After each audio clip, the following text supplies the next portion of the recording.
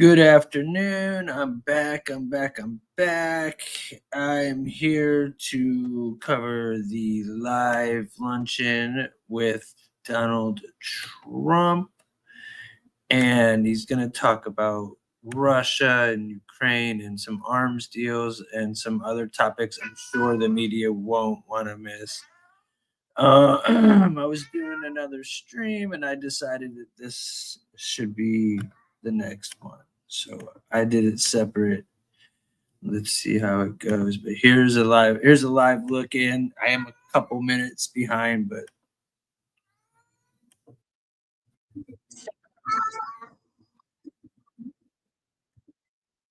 luncheon right here. So I did want to raise the audio as we listen in.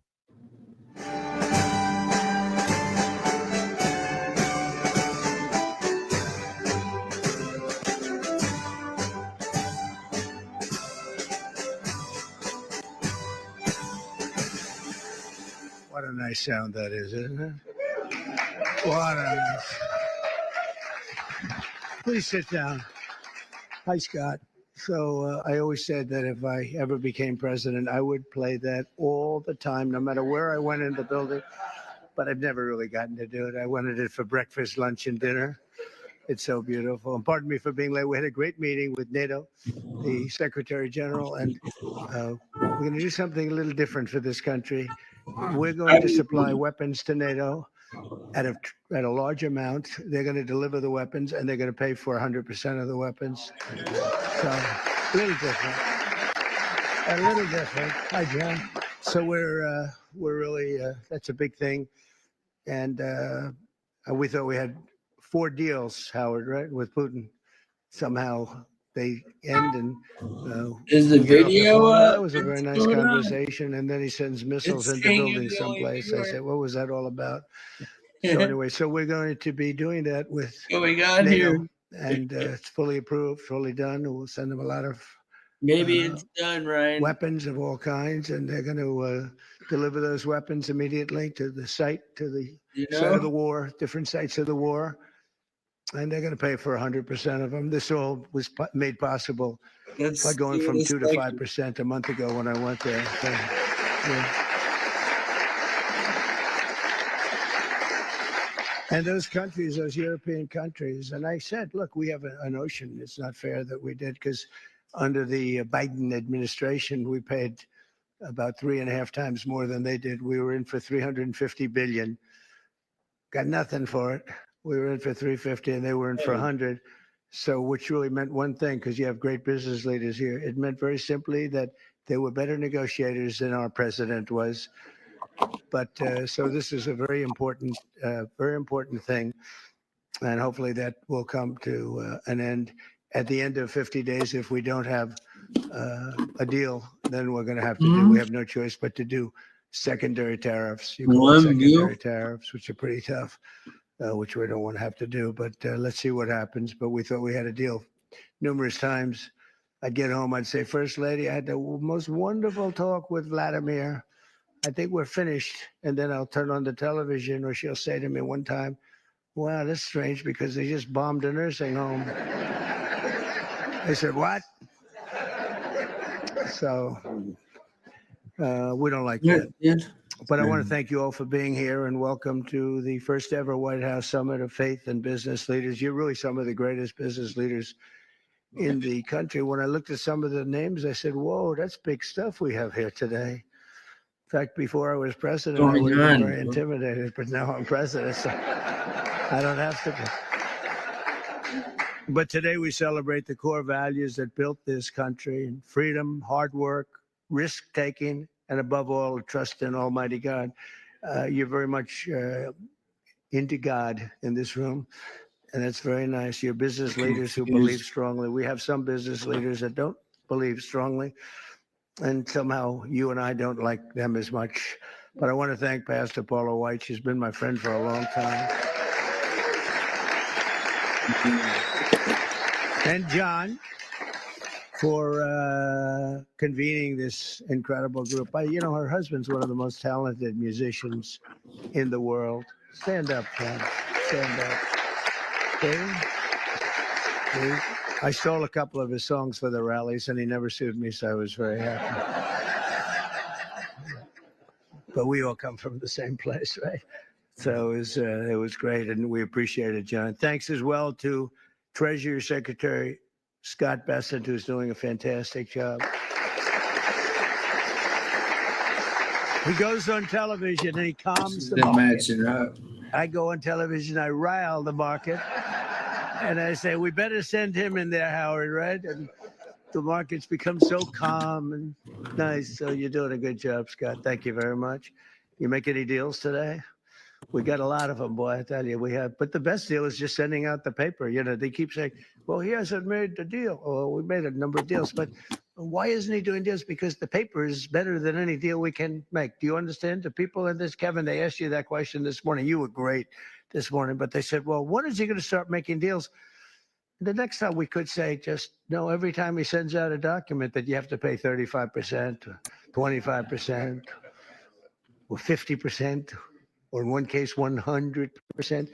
Those deals, you can't beat those deals, but we're still willing to talk. And they all, literally every country wants to make a deal. We're in a good position. You would call it a position of strength. I don't talk that way because I'm a politician now, unfortunately. And I don't want to talk about strength. I just want to say we have to be treated fairly because we were ripped off on trade and the military for, we protected other nations. Nobody paid us. Nobody did anything for us. Nobody helped us. And that's much different. NATO is a much different situation now. When I got in, I believe we were paying for 100% of NATO. And now they're paying, they went from 2%, but they were paying 1% to 5% that they're paying. That's a big difference. It's about $1 trillion difference. And they're wealthy, for the most part, wealthy countries. And some of them they're among the most powerful, among the wealthiest countries in the world. Subscribe. So they're going to start paying, and they want to pay. And we had a great meeting about 1 month ago. That set the stage for what happened here, but it's very important. So I want to thank Scott for being here. I want to thank Commerce Secretary Howard Lutnick. You are doing a good job. Am I right when I say I really don't want deals? I just want the paper to get sent? Right? It's true. I don't know if this is on television. Yeah, it's always on television. SBA administrator and a great person, cabinet member, a friend of mine for a long time, Kelly Loeffler. Kelly, you're doing great. She's small business, right? She only does small business. But when you add it all up, it's the biggest bank in the world by a factor of about 10, right? So you're doing a great job. And director of the White House Faith Office, Jenny Korn, who's also amazing. Thanks, Jenny. From the earliest days of our republic, the steady compass of faith has guided the strong hands of American workers, builders, and entrepreneurs like really no other. Our country was founded by pilgrims and believers, and every generation since, Americans of faith have built our communities and forged new industries and enriched our country by millions and millions of people and ways. John D. Rockefeller, J.C. Penney, Charles Goodyear, Truett Cathy, and frankly, we have people I could name right in this room sitting here that their names are every bit as big as that. They were inspired by their love of God, and now the proud tradition continues with all of you. And this group reminds us, as a nation that prays is a nation that prospers. And you see that. I think one of the reasons we went so bad is they really wanted to take God and religion out of your lives. And there was nobody to, look up to. There was just nobody. It was, we were freewheeling. And we can't freewheel. No, we have to bring religion back into the country, and we're starting to do that, I think, at a very high level, Paula, a very, very high level. You see churches are starting to fill up again. Under the Trump administration, America is prospering, and America is winning like never before. Our country is back. So I was in Qatar, Saudi Arabia, UAE, and then a month ago we were in Europe with all of the NATO countries, European countries, and plus Canada. And almost everyone said almost the exact same words. They said, 1 year ago, your country was dead. Terrible term. but that's what it is. Your country was dead. We thought it was finished. And now you've got the hottest country anywhere in the world. It's true.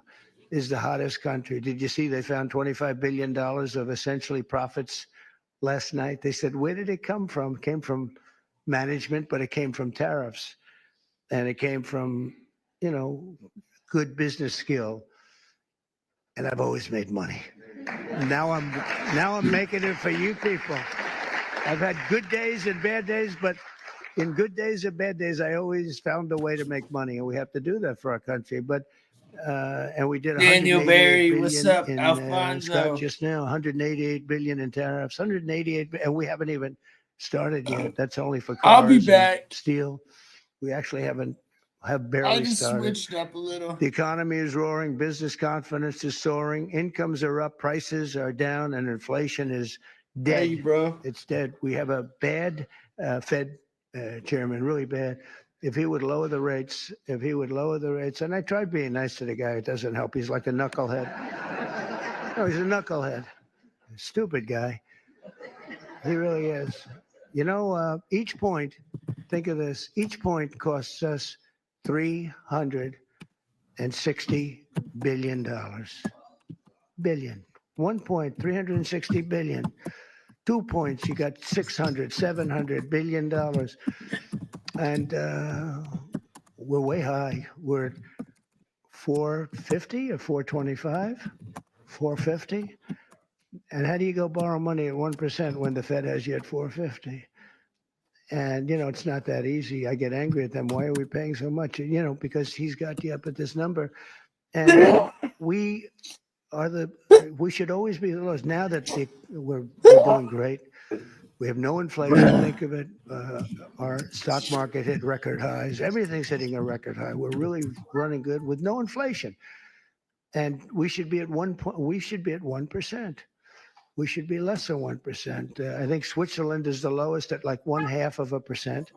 We should be lower because without us, there's no world. I don't want to sound overly aggressive, but without us, you have no world. And we put our country on solid footing. We had a man as president who was the worst administration, worst president in the history of our country. We've had some bad ones, but he's the worst ever. What he did at our border can never be forgotten. 25 million people allowed to pour into our country, all unchecked, unvetted, murderers, gang leaders, gangsters, people that you don't want in our country under any means, terrorists. We have many terrorists in our country, and we're watching them close. Tom Homan, by the way, is doing a phenomenal job. Christine Noem is doing a phenomenal job. We had last week, it was reported, nobody, not one, even I don't know if I believe that number, but it's done, the numbers are done by liberals. So they said, did you know that? They said we had nobody, zero, crossed our border. It's the first time that ever happened. Zero. Did you hear that? It's like crazy. But we have people from mental institutions, insane asylums even. That's a mental institution on steroids, essentially. But we had people coming into our country. We can't have them. And we have to get them out. But we can never forgive this administration, this past. And I'm okay with administrations. I mean, I can go through a Democrat administration, say, hey, look, they worked hard, they tried hard. But the things that they did to this country, we can never, ever forget it. From the rigged elections to the border, to the transgender for everybody, from men playing in women's sport. You ever take a look at some of these records? There was a long distance race, a marathon, where they had a great female runner, a number of them, but they had one in particular. And they had just an average male runner who had transitioned. He won the race at the end of the day by 5 hours and 14 minutes. They waited for 5 hours. The weightlifting records are better, though. The weightlifting records are better. The way they took a record that hasn't been broken for 18 years. 18 years. And, they'd add a quarter of an ounce on each side of the barbell. And Hit the like and subscribe. Stuff, like and subscribe. We're 100 away from 6,000. Then this Look guy at comes that along. today. Have you lifted before? Yes, at a low level. He was a low level lifter as a man, but transitioned. And he goes up to that thing, bing, bing, bing, bing, bing. Could have done it all day long. Broke the record by 119 pounds. The whole thing is crazy. The swimming records are pretty good too. You got to see that. I told the story. You had this great group of young ladies, and they grew up with each other because they sort of swam at the top level, and they were swimming. And the one girl was seriously injured. She looked left, and she saw the same girl she grew up with, Kelly, in California. Same girls, that young age, they sort of rise to the top. She looked to the right, she saw the same girls, but there was this giant standing right next to her. And he had transitioned. You probably heard this. He had transitioned. And she never seen her before. And when the race was started, he blew by her so fast that she suffered massive windburn. They had to take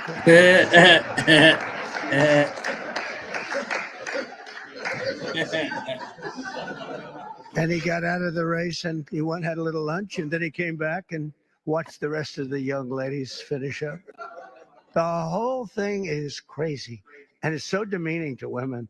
It's so demeaning to women. This is why I But voted for Trump. it is what I it don't is. care But what y'all they say. did to This this is why I country, voted and we for ended him. all of that. This as you right probably here. know. I didn't know he was We going to ended the take woke. The everybody woke to stuff is no war. longer in Fucking favor. lie to us. But Freaking we're lie doing to us. Sorry for fantastic. my The language. wages for blue-collar workers have surged by the I most love in over Trump. 60 years. Bro, Gas you prices can't have trust reached the lowest level in 5 decades. Actually, I it's love gonna be, Trump. I you're just going to see don't some trust really him good numbers with, drill, baby, drill, when it baby, comes drill. to I the got to whole make sure PD that thing. people can afford to produce the gas. But the gas has gone to the lowest level in decades. And you're seeing $1.99, $1.98. He's funny, man. 8 cents, and He's I saw always funny, man. 195 When at it certain comes to states, not Trump California, and because every time it having goes the down, they add damn, taxes onto you know, you're at $6, being $7. They funny just and add taxes. roasting All they do is people they and keep adding trolling taxes. people, Terrible he's the governor. He doesn't know best, what he's doing. dude. He may be a candidate, but I if literally you have a go sound by clip that says we're gonna do a success, little you bit of can't have him trolling, be a a little bit of candidate. trolling. That's And on Trump. Friday, it was man. announced that the United States Treasury ran a budget surplus. Is that true, Scott? In June, for the first time in many, many decades. Wow. I didn't know that. That's a good one, too. I'm going to have to put that in my repertoire, Scott. But the A little biggest bit victory of all came 10 trolling. days ago when I signed the one big, beautiful bill into law. All right. And just as I promised, we did something that was amazing. Everybody was against it. I wanted it. I know Scott and Howard liked the idea of it too, but it was very risky because they've never done anything like it in terms of the size. It's the biggest bill ever passed of its kind ever passed by far. And they were going to cut it into 2, 3, or even as many as 7 bills. And I said, the problem is that Unfortunately, in the one big bill, it does in my world. everybody gets something. When you cut it into 7s, there are 4 or 5 of them or 3 of them, right, Kevin, that you get nothing. All they're going to do is fight it. You'll never get them passed. And so we went with it. I was on a show called Deface the Nation. Have you heard of it? They're so bad. They're so bad. These people, they're so average. But I was on this show, Deface the Nation. Ladies and gentlemen, President Donald J. Trump on Deface the Nation. No, but they're all so bad. But we were on the show, and she said to me a question. She said, what would you call this bill? Would you want to have it called One Big Beautiful, or would you rather see it? I said, what I want is one great, big, beautiful bill. And Speaker Mike Johnson, John Thune, they were watching, and they said, what a great name for the bill. We actually ended up calling it that. We took the great out. I actually liked it even better. One great, big, beautiful. But they said, let's a little bit of a low key. But we got to pass. But we got to pass because there's something for everybody. And there are things that people don't like, but you need them for the country. You have to do some things that are great for the country, but they wouldn't necessarily get the votes. And we got the votes. Think of it, not one Democrat vote. All the goodies that we got, not one Democrat voted in either the Senate or the House. And we're talking about tax cuts and business. I mean, so many different things that are so good, right? Not one Democrat vote went with us, not one. So we had to get almost every, in the House, we got 218 to 2. Think of that, 218 to 2. Nobody could do that. It's never been done. And that says, you know, and we have Rand Paul Jr., who's a guy from, we call him Rand Paul Jr. because he always votes no. A guy named Massey always votes no. We had another guy who I helped very, very strongly, helped him with a very personal situation, got him through it. And he voted no. I said, thank you very much. I appreciate it. And then we went to the Senate, and you had, of course, Rand Paul, who always votes no. And they call him just say no. I think they think it's, no, I think they and, you know, I got him elected. I had to go to Kentucky twice to do rallies to get him elected twice. But they forget. A lot of politicians forget. And then we had a couple of others. Susan Collins, she's another one. Just say no. She always brutal.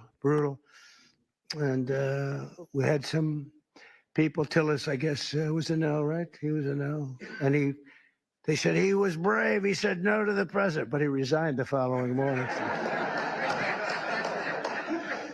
So anyway, that was terrible, I thought. But we couldn't lose more than 3. We had 3 that said no. And so we won that 50 to 3. So it's pretty tough. And the senator came over to me and said, I can't believe you won the House. Great guy, this senator, Eric Schmidt, who's doing a great job. He said, I can't believe you won the House. I said, actually, so remember 218 to 2. We needed 3, so we could have lost 3. We actually only lost 2. I said, no, actually, the Senate was tougher than the House of the 2. That question is asked to me, who was tougher? I'd say the Senate was tougher, actually, amazingly. It shouldn't have been. We had a slightly bigger margin in the Senate proportionally, but it was brutal. It was, they said, sir, we have 12 hard no's. You know, hard no is not recoverable, right? This was at 2:30 in the morning. Mike Johnson called up. It could be 20, but it's at least 12. So could you call them, sir? I said, what time? I said, 2:30 in the morning. And we have to win, right? We can never give up. The people in this room, right? You never gave up. Mike's supporter right from day one, and her husband with a bad damn back, right? How's his back? Is he okay? Every time I see him, he's got a bad back, but he's got a lot of cash, so. A lot. He's got a lot of cash. But no, they're great people. Thank you very much. I do appreciate you. You were there right at the beginning, you know, always was there. But we have a situation where we call up these people at 2:30 in the morning, and I called up. I got along with them all great. I liked them, but they're tough. You know, they're congressmen. When you're a congressman for 20 years or you're a senator for years, you're smart and you're a survivor because you go through all sorts of hell. But I called up Congressman. I said, Jim, hi, Jim, how are you doing? He said, fine, sir. I said, family's good, yeah. He said, sir, you have my vote. I never said what I was calling about.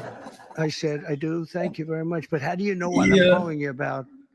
I said, sir, I've been your friend for 2.5 years. You've never called me during normal hours. So I assume that if you're calling me at 2:30 in the morning, you're not calling me to ask me how's the family doing. I said, yeah. Pretty good. So I called up everyone. I think everyone with the exception of one, I had to speak a little bit, but I call up, sir, you have my vote. Thank you. Sir, you have my vote. Think of that. And we got 12 votes in a matter of, I called back 20 minutes later. I said, we got all the votes. That's spirit, right? That's spirit. They wanted to maybe hear. They wanted to have a little love. You know, the sad part is that some of the best people are the people that don't get any publicity because they go with something because it's good. So a guy like some of the people I'm talking about, but some of the people where you didn't even have to call, they vote yes, 100%. You don't have to waste any time with them. You don't have to beg them, come on, you can do it, come on, let's have lunch, let's have dinner. And then you have other guys that want you to suffer. I mean, some of these people that I just mentioned, whose names I just mentioned, you got to go through hell. And the ones that are really good and they love the country and they're doing right. I mean, what's the alternative? You know, the alternative here, you're getting the biggest tax cut in history. And with the Democrats, you're going to have the biggest tax increase in history. Now, we could go into 100 other details. They're equally as crazy. So I said, so what's the difference? So you're going to say no, and you're going to have the biggest tax cut in history this way, and you're going to have the biggest tax increase the other way, and you'll probably end up in a depression, because if you ever did that, it would be a shock to the whole world. That's what happened in 1929. I said, so you're going to vote for the other side? Well, sure, I'll do what's really appropriate. You know, the losers. But you have that. Really, they're grandstanders. You know, you have grandstanders, and you have them in every business. And the Democrat has far fewer. They're grandstanders. But, you know, the one thing about them, they have bad policy. They're evil people in many ways, but they stick together. You don't have it where you don't have, I don't want to use too many names, but you don't have a Mitt Romney in the midst who makes you suffer. You don't have some of the people that I mentioned who make it so hard. They make it so hard. And the alternative is one of two things. You can either get all these things and make the economy strong, or you're going to literally have perhaps a depression where you people so rich, so beautiful, so nice to look at will be totally busted. And let's see how long your wife stays with you. You're beautiful. She'll stay with you for about 3 weeks and she'll say, darling, I can't take it anymore. I can't take it anymore, darling. I'm leaving you. I said to one guy, he's a very, very unattractive man, but he's smart and he's rich. And I said, you better hope we get this thing passed, because your wife will be gone within about 2 minutes. He said, you're right. But so we had a tremendous success, and it gives you the biggest tax cut in American history, the largest spending cut in American history, and the largest border security investment of all time. And again, we're doing great on the border. I almost say, why do we need it? We have such good numbers, but you need it. Ultimately, you're going to need it. I built hundreds of miles of border wall. Without that, you could have never had the results that we had. But to lift up the American family, we increased the child tax credit and made school permanent. We made it all permanent, the school choice. And we expanded school choice. And for every newborn child, we created what's called the Trump accounts. And this was Michael Dell. Bro. I don't know if Michael Dell's here. Stop spamming. But Michael Dell, well, you tell him I mentioned his name, because he would call me seconds, for 3-4 years. I didn't know Michael. Again. I just know he's a great success story in the jizz corner. and a great guy. That's all he talked about, was the account where you put $1,000, and as a baby is born, $1,000 into an account, and you let it be invested by, I guess you pick out some good money, determinant or fund or index. Now you done fucked with me, and, bitch. I guess at a certain age, like when they're 30, you're going to the jizz corner, than that, bro. but when they're 30, they're supposed to have like $75,000. So it would have a huge impact on their lives. And it could even be more than that. So yeah, that passed. And it's funny, that was one of the easiest things we had to get passed. Can you believe it? I thought so many people loved it. They actually call it the Trump accounts. And I didn't fight for that name, right? I didn't fight for that. I said, that's a very great honor. But Michael Dell was amazing. That's what he said he's going to invest billions of dollars doing it for children. He's going to put a lot of his money into it. But even more importantly than the economic success, we're restoring the spirit of our country. America is once again an optimistic nation. We were so down. It was depressing. We were so down. That's why I ran again. I got cheated. They rigged the election. But I said, if I didn't think I won, I would have never run. Because that's like a poll, right? You lose, you lose. It's worse than a poll. But I saw the lack of spirit in this country for 4 years. It was a dark, horrible place. And for people of religion, who were arresting your pastors, they were arresting if you went to church and you had a service outside. And the reason outside, because you had the COVID. And you could go outside. They'd arrest everybody for even having the service. I'll tell you, religion took a big hit because of the way they treated all of us. And we now have a confident nation, an optimistic nation, and we have one nation under God, and we'll always keep that term.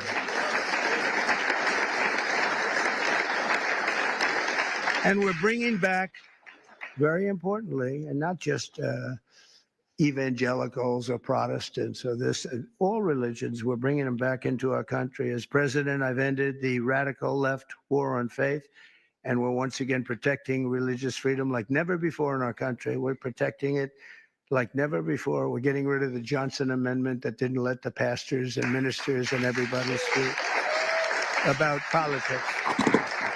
Now you're able to speak about politics, Paula. You can say, I don't like that guy, and they don't take away your tax-exempt status. You know, they take away tax-exempt. And I'll tell you, remember when that started? It was at the meeting room before I ran, 2015, a year before the election. And I was with 50 faith leaders. They were great, very well-known people, mostly Protestant, but you had rabbis, you had an imam, 2 imams, and we were talking.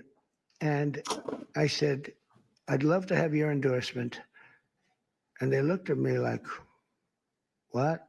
I'd love to have your endorsement. We have such respect for you, and you control it, really very powerful.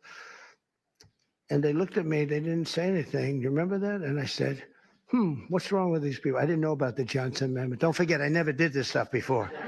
It wasn't like I ran. I was on the other side. I was on the same side as you. You write contributions to people that you like. But I never ran, so I didn't know about the Johnson Amendment. And I called Paula, Definitely a Jenny patriot, side. I said, could I Jerry. ask you, when I said I'd want your, support, your political support and endorsement, they looked at me FOF, like, bro. they looked at me very weird. What's going on? Well, sir, there's a thing called the Johnson Amendment. And if they even speak about anything having to do with politics, they will immediately take away their tax-exempt status. And if they lose the tax-exempt status in your world, that means you might as well close up your church. I said, you got to be kidding. So I can't really. And I told them, we had another meeting a couple of months later.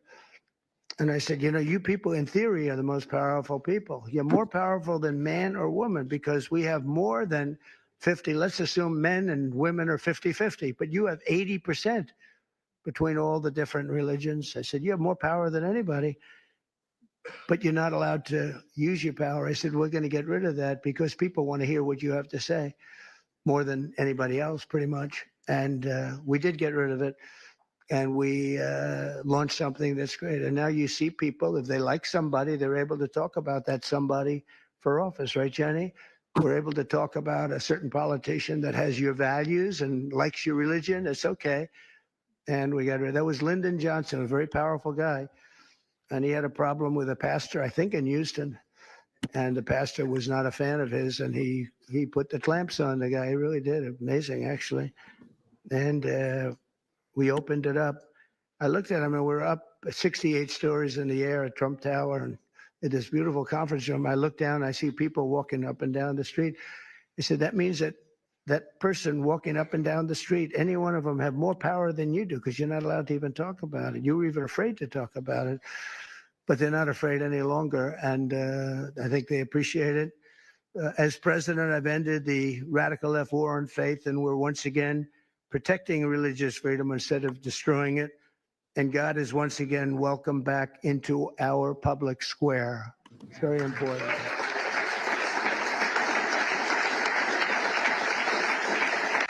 And I stopped the Biden administration's persecutions of Christians and pro-life activists. They would put people in jail if they even uttered the word. And, well, look at me. I mean, look what happened to me. I was under investigation more than the late, great Alphonse Capone. Think of it.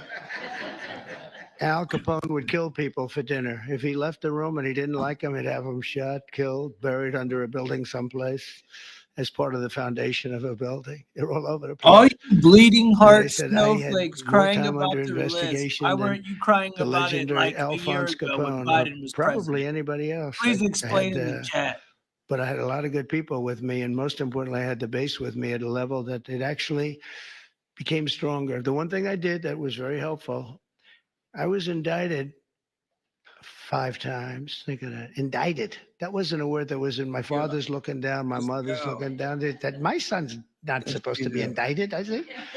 I got indicted 5 times, impeached 2 times, all bullshit, right? All Tell terrible him. stuff. And I got impeached for making a perfect phone call. Good luck. Congratulations. I had a guy come up to me, a secretary of energy from before. Sir, could you call up, of all people, President Zelensky? And I called him. I actually held off. He must have come 10 times. Please, sir. It's because they wanted to do business or something, oil and gas. Who the hell knows what they wanted? You can imagine what they wanted, but they wanted, would you call up President Zelensky? And I did. When I finally got him, I said, congratulations on your win. He had just won. This is early in the process. Should have never been, that war should have never taken place, by the way. If the election weren't rigged, that war would never be happening right now. Millions of people being killed. That war But would you never don't be know it happening. either, But bro. would you call up? So I Nope. say, hello, President. How are we Not doing? okay Everything with it. good? Good. Congratulations on your big victory. Wonderful job. Great, great, great. Hang up. That's it. I get indicted for making a phone call. I told that secretary, who wasn't the smartest bulb, he wasn't Rick Perry. You don't want him on your debate team. Let me put it that way. Rick, you're not going to be on my debate team, Rick. But he's the one that asked me to do it, Rick Perry. And I said, thanks, Rick. That was a wonderful suggestion. I just got indicted over your stupid call.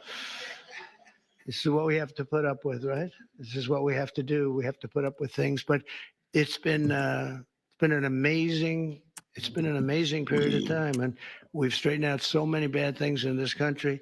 I created a presidential commission on religious liberty and established a Department of Justice task force to eradicate anti-Christian bias, because you have a very big anti-Christian bias that you don't think about and you don't hear about it. I established the White House Faith Office to defend and represent people of all faiths, and it's located in the White House. You've never had an office. You've never had that. And Jenny and Paul are there all the time, but we have it in the White House, so people can call up and complain, or they can call up and say, you're doing a great job, whatever. But we have it actually in the White House. Nobody's ever done that. We've restored the fundamental principle that God created two genders, male and female. That was a tough one. That was it.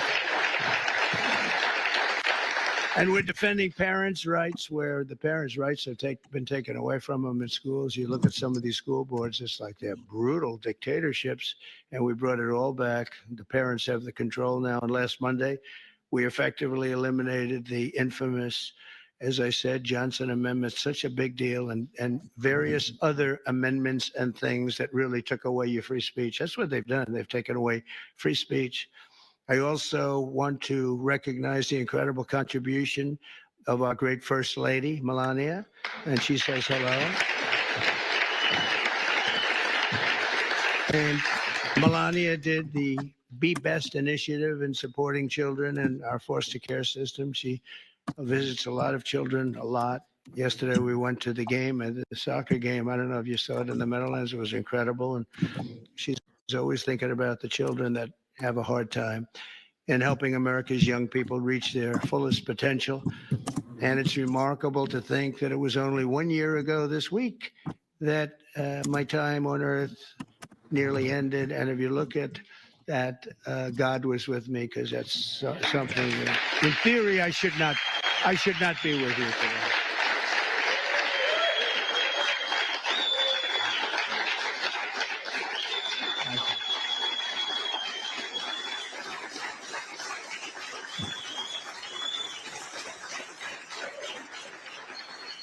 Well, I believe that, and I believe it, that my life was saved by God to really make America great again. I really believe that. I think I have a son. He's a great shooter, like a championship shooter. Don and Eric was a great shooter, both of them.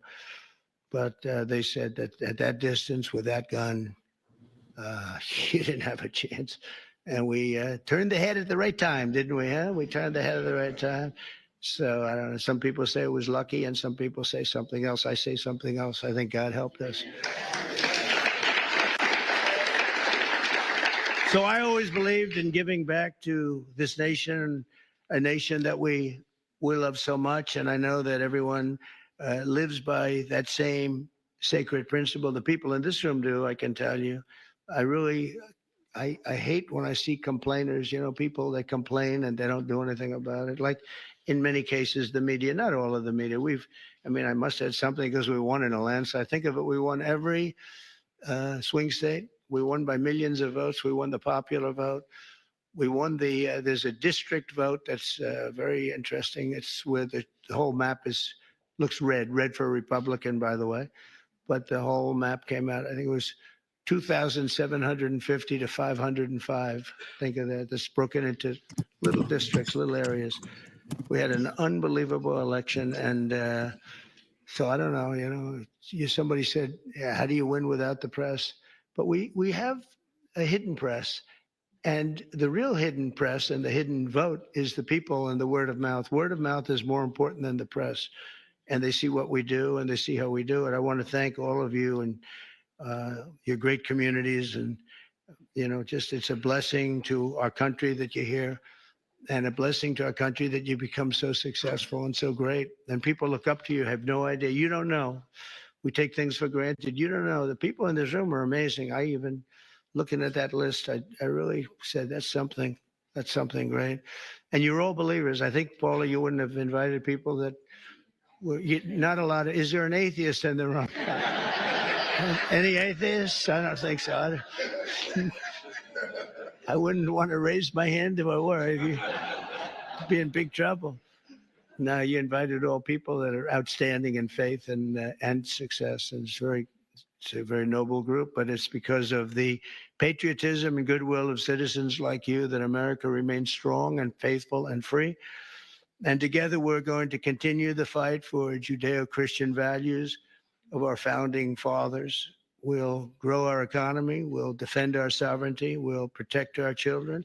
When you look at the job we did, I was just thinking because President Putin said it to me and other leaders said it to me. When they looked at those B-2s go in and think of it, they flew for 37 hours straight. We had 52 tankers, the gasoline tankers. Where are you at? And they rode along Fuzzy with them at different man. aspects and they Nice refueled. knowing you. And not a screw was Bitch. broken, not a net, not a mark was on those planes. Every engine was perfect. When they landed, they were just as good as when they took off. Think of that, 37 hours. Who else wants to and say something stupid? About Go for 40 it. minutes through a very rough territory. And those machines worked incredibly well and literally not a problem. And when I honored the flyers, we did it last week, I also honored the mechanics, the people that took care of those machines. And I said, it's equally important.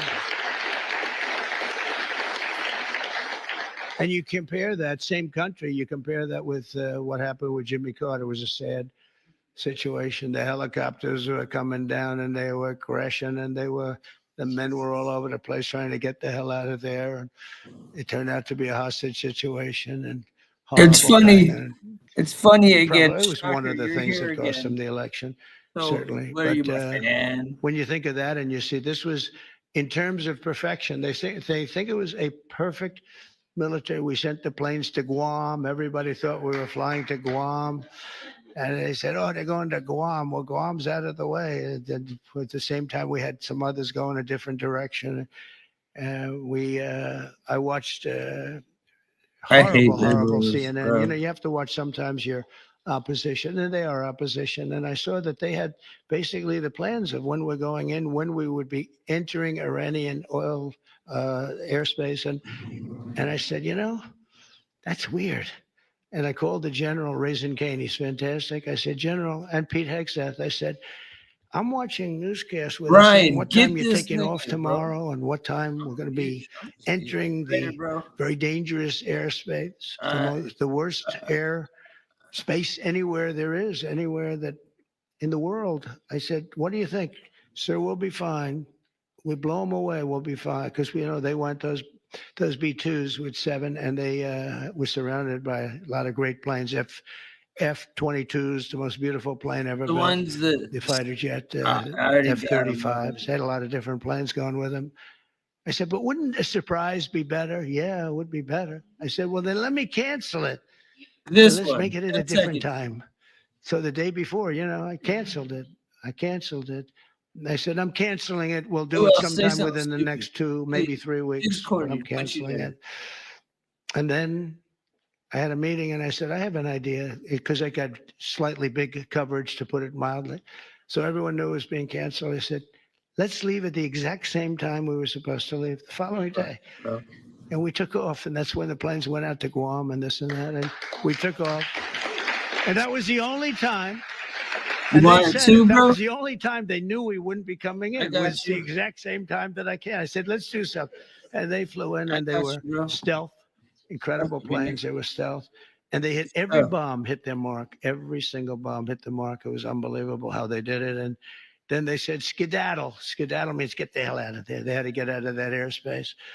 But it was an amazing thing, and I think it was so great for our country in so many different ways. You know, you see so many incompetent people, like the way we left Afghanistan with Milley and all these incompetent, stupid people, and Biden. I mean, it was him. Leave everything behind.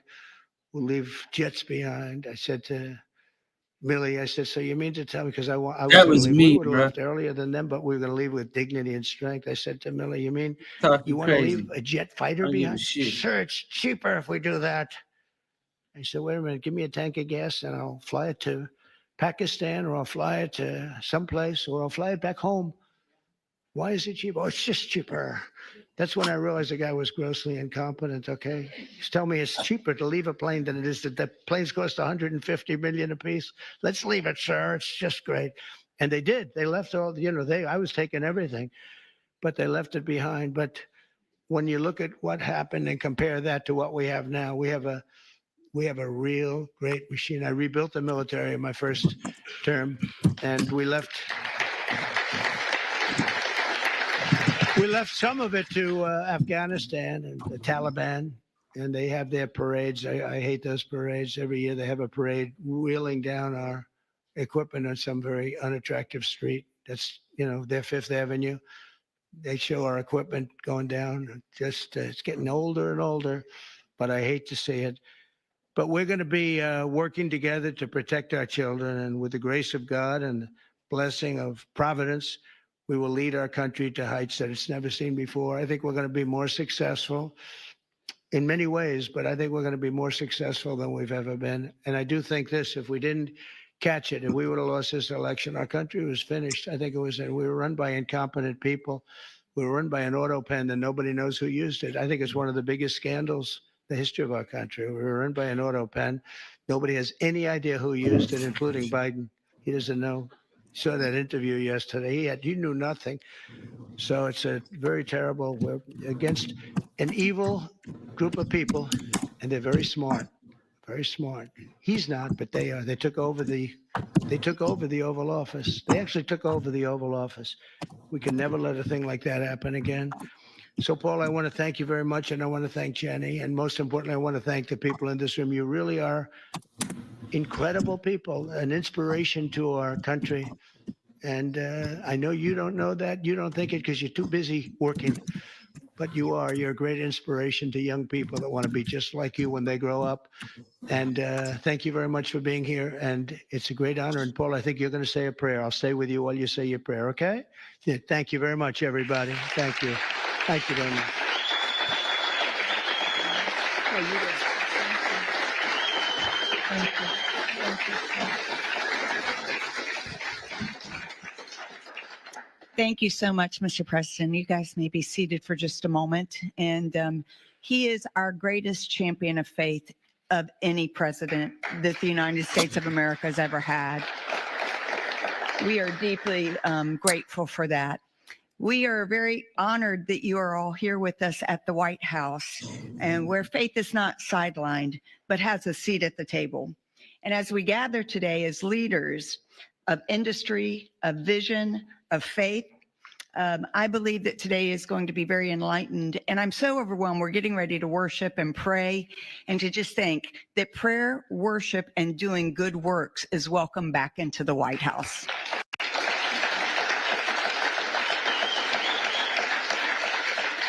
President Trump is a historic and a bold move established the White House Faith Office to recognize some simple truths: that America is strongest when faith is engaged and not silenced, when believers are activated and they are not isolated, This administration understands that people who are of faith, who are entrusted with wealth and influence as you are essential to building a stronger, freer, and a more compassionate nation.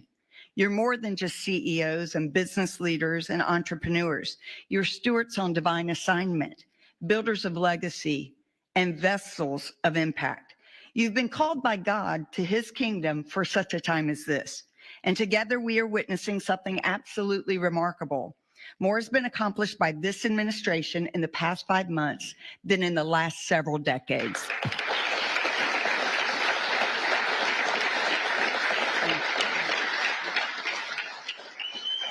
And that is due to the leadership of President Trump, his administration, and the great team he has assembled. America's spiritual and moral foundations have been restored, and it's only the beginning. Today's not just a luncheon. It is a moment of divine alignment, a commissioning. And we believe that God is raising up business leaders who don't separate faith from enterprise, but who see their platforms and their pulpits as their businesses and instruments for eternal impact. Let us pray. Heavenly Father, we come before you with great reverence and expectation. Your word declares in Isaiah chapter 43, verse 19, "Behold, I am doing a new thing. Now it springs forth. Do you not perceive it?" Lord, we do perceive it. We see the stirring of your hands, reviving hearts, reforming systems, raising up leaders at this very hour. We thank you for our great president, President Trump, for his life, his courage, his clarity, and unwavering defense of faith and freedom. May your wisdom guide him and your protection always surround him according to your word that does not return void. In Psalm 89:21, that you say, my hand will sustain him, and surely my arm will strengthen him. We bless every person in this room, those you've entrusted this wealth, strategy, and vision to, according to 1 Timothy 6, that you tell us, do not put our hope in riches, but be rich in good works, generous and ready to share. So they are your Josephs in Egypt, the wise stewards in famine. They are your Daniels in Babylon, the uncompromising voice, and your Lydia in Philippi, the ones who expanded the kingdom. Let this be more than a meeting. Let it be a movement where we come together and converge to bless communities, care for others, and reach nations, empowered by your purpose and your grace. Unite us with the common cause to use our time and talent. For thy kingdom come, thy will be done in the earth as it is in heaven. In the mighty matchless name of Jesus, we pray these things and come in agreement. Bless this food and bless everyone. And everybody said, amen. And by the way, it is Secretary Howard Lutnick's birthday. So I'll wish him a very happy birthday. We are so grateful for your time, President. And my husband, John's going to worship. At any time that you have to go, we know that you have spent more than enough time and you are running the country exceptionally for us. And we are all so grateful. So he will stay as long as possible, but will you let President know how much we love and appreciate him?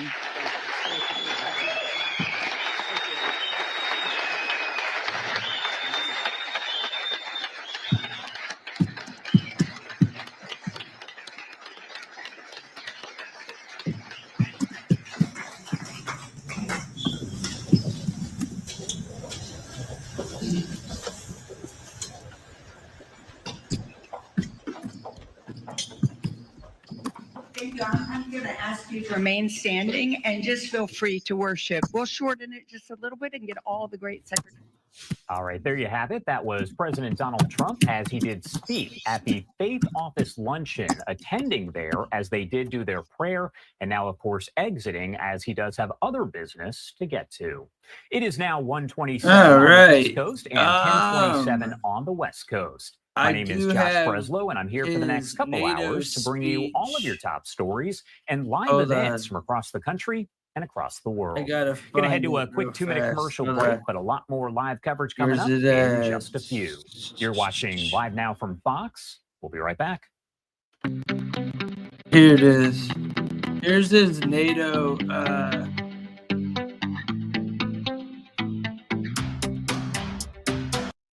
here's his NATO press conference. Hold on. I'm trying to get it. But I just had it. Let me erase this. Boom. Boom. I got his NATO. It was from like an hour earlier.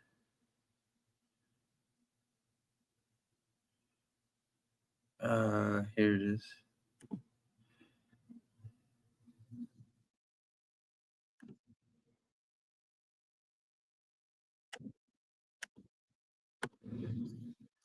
Here you go. This is from earlier. Right before this.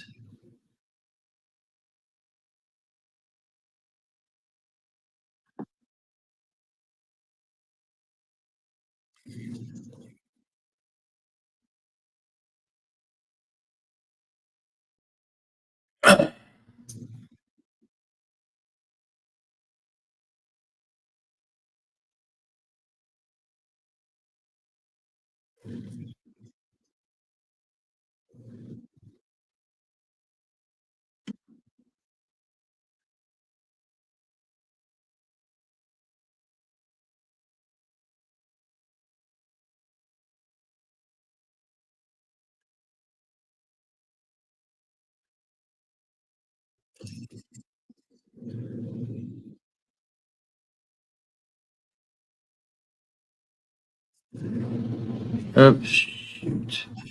My bad, yo. My bad.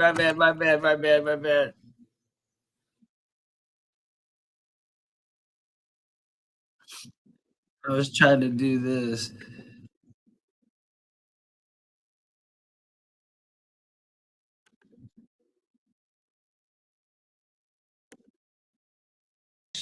If we don't have a deal in 50 days, tariffs at about 100%, you'd call them secondary tariffs. Is You know it, what did that I means. just now put that up? But today we're going to talk about something else. And My bad, bro. as you know, we've spent $350 billion Because of my approximately on headlines. this war with Russia and Ukraine, and would like to see it end. It wasn't my war, it was Biden's war.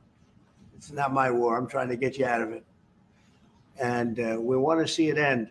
And I'm disappointed in President Putin because I thought we would have had a deal 2 months ago, but it doesn't seem to get there. So based on that, we're going to be doing secondary tariffs if we don't have a deal in 50 days. It's very simple. And they'll be at 100%. And that's the way it is. That can be more simple. It's just the way it is. I hope we don't have to do it. But regardless, we are going to be, we make the greatest military equipment in the world, whether it's missiles. You saw that recently in Iran, the way those planes flew in. They hit every single, 14 bombs hit every target. Then you had the helicopters shoot a total of 30 bombs, 30 missiles, and they hit every single, Marco, is that right? Every single, Pete, every single target.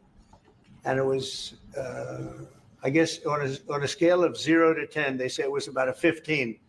That's how successful it was. That's how lethal it was, a word they like to use nowadays. But it was an amazing, well-organized attack that people in this country want to do for 24 years. You know, when we had the pilots in last week, they were saying, sir, we've been practicing this for 24 years, meaning people, not them, but other people that are a little older now.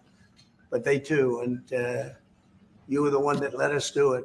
But we've been That was practicing just it stupid. 3 to You're 4 going to times the a year jizz for corner. I'm sorry. 22, but that was 24 stupid. years. Because they always Bye. knew they had to stop Iran Who else from wants doing to what say some stupid they were shit? doing, which is trying to come You up can with say a whatever you nuclear want, weapon but if and it's nuclear stupid, I'm bomb. gonna fucking put you in the corner. And we I don't did give a it very shit. successful. And we make the best Think equipment, about it, the best like a missiles, big the best boy. of everything. Oh, you got smacked on the the hand and put in the European corner. nations know that.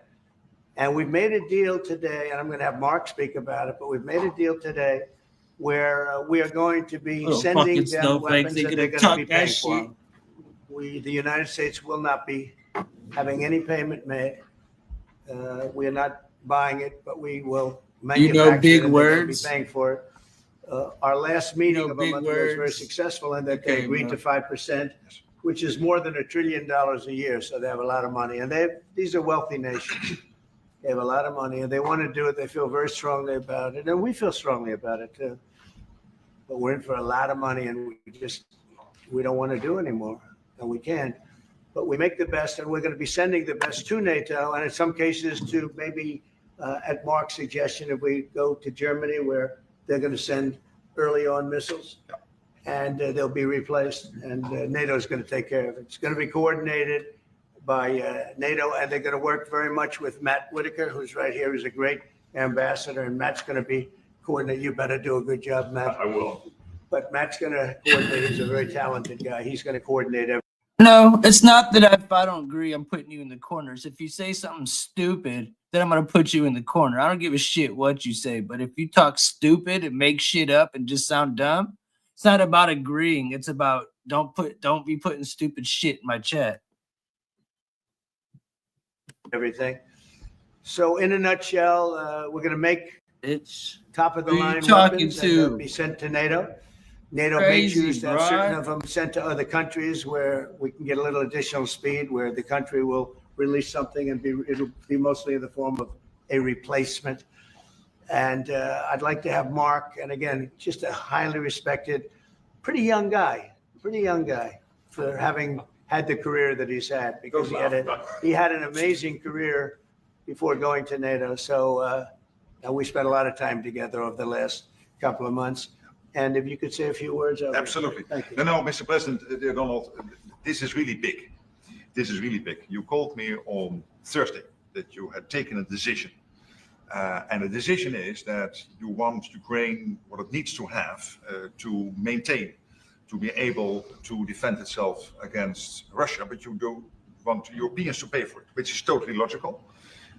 And this is building on the tremendous success of the NATO summit, the 5%, but also the decision to keep Ukraine strong and the decision to increase our defense industrial production. So based on that, that was Europe stepping up. This is again Europeans stepping up. So I've been in contact with many countries. I can tell you that at this moment, Germany massively, but also Finland and Denmark and Sweden and Norway, the United Kingdom, the Netherlands, Canada.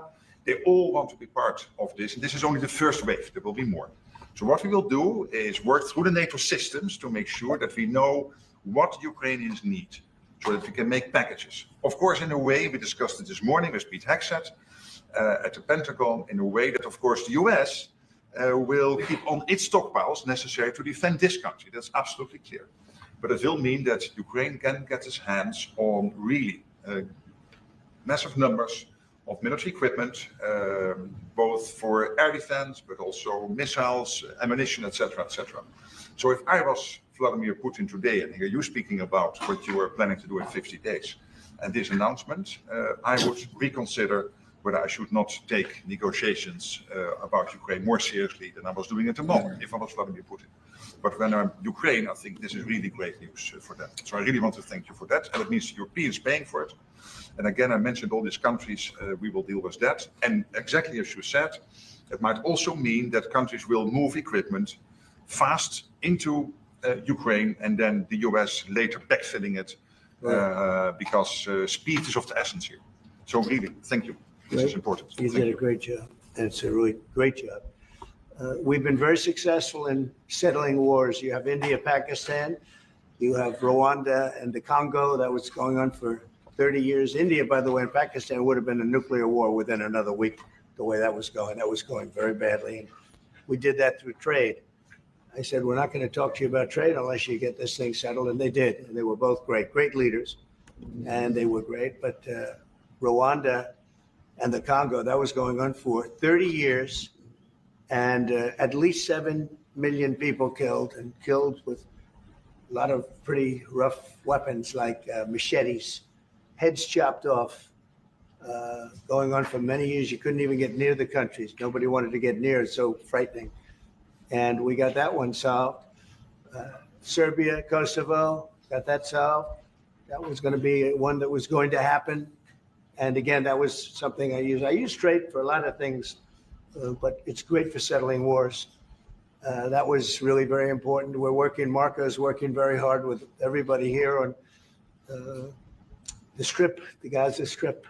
I call it the Gaza Strip, one of the worst real estate deals ever made. They gave up the oceanfront property, one of the worst deals ever made. But It was supposed to bring peace, and it didn't bring peace. It brought the opposite. But we're doing pretty well on Gaza. Steve Witkoff is here, and I think we could have something fairly soon to talk about.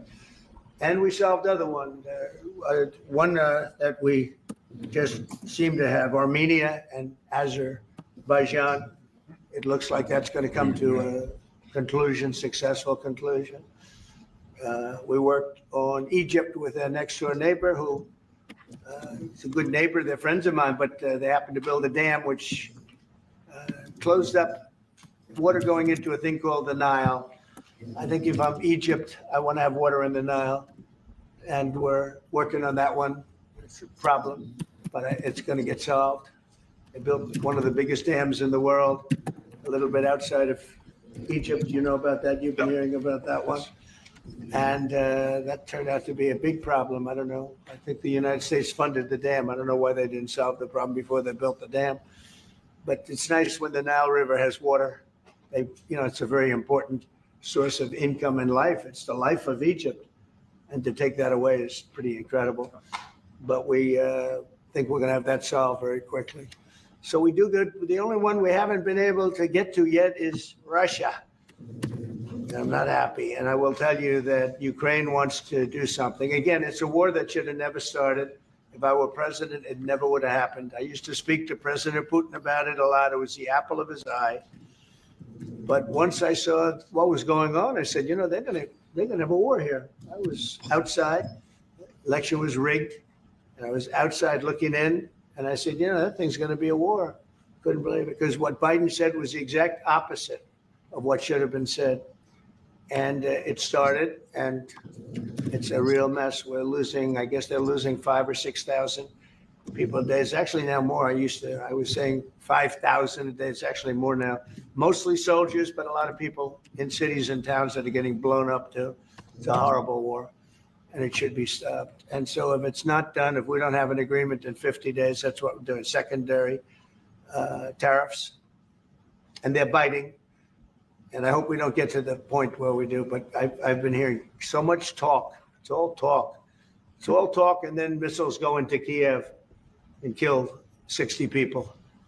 It's got to stop. It's got to stop.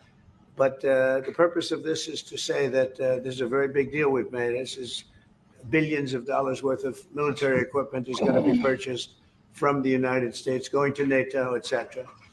And that's going to be quickly distributed to the battlefield. Ukraine will take it up. And, say what you want about Ukraine. When the war started, they had no chance. And they still would have had no chance if the equipment, they had the best equipment. Because we do make the best planes and missiles. And we make the best military equipment in the world by far. And we have new things coming out that are beyond belief. And I'm very excited about the Golden Dome. It's going to give us very strong protection. We've already started that. But they had courage because somebody has to use that equipment. And they fought with tremendous courage, and they continue to fight with tremendous courage. But they don't have, they're losing on equipment. And Russia's really taken a very positive, very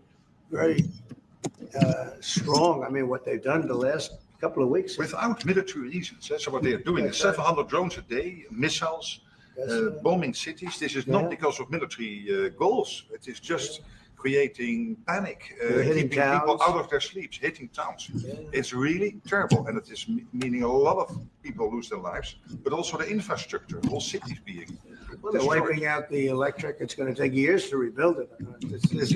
That's going to be the next problem. Because, but that's going to take a long time.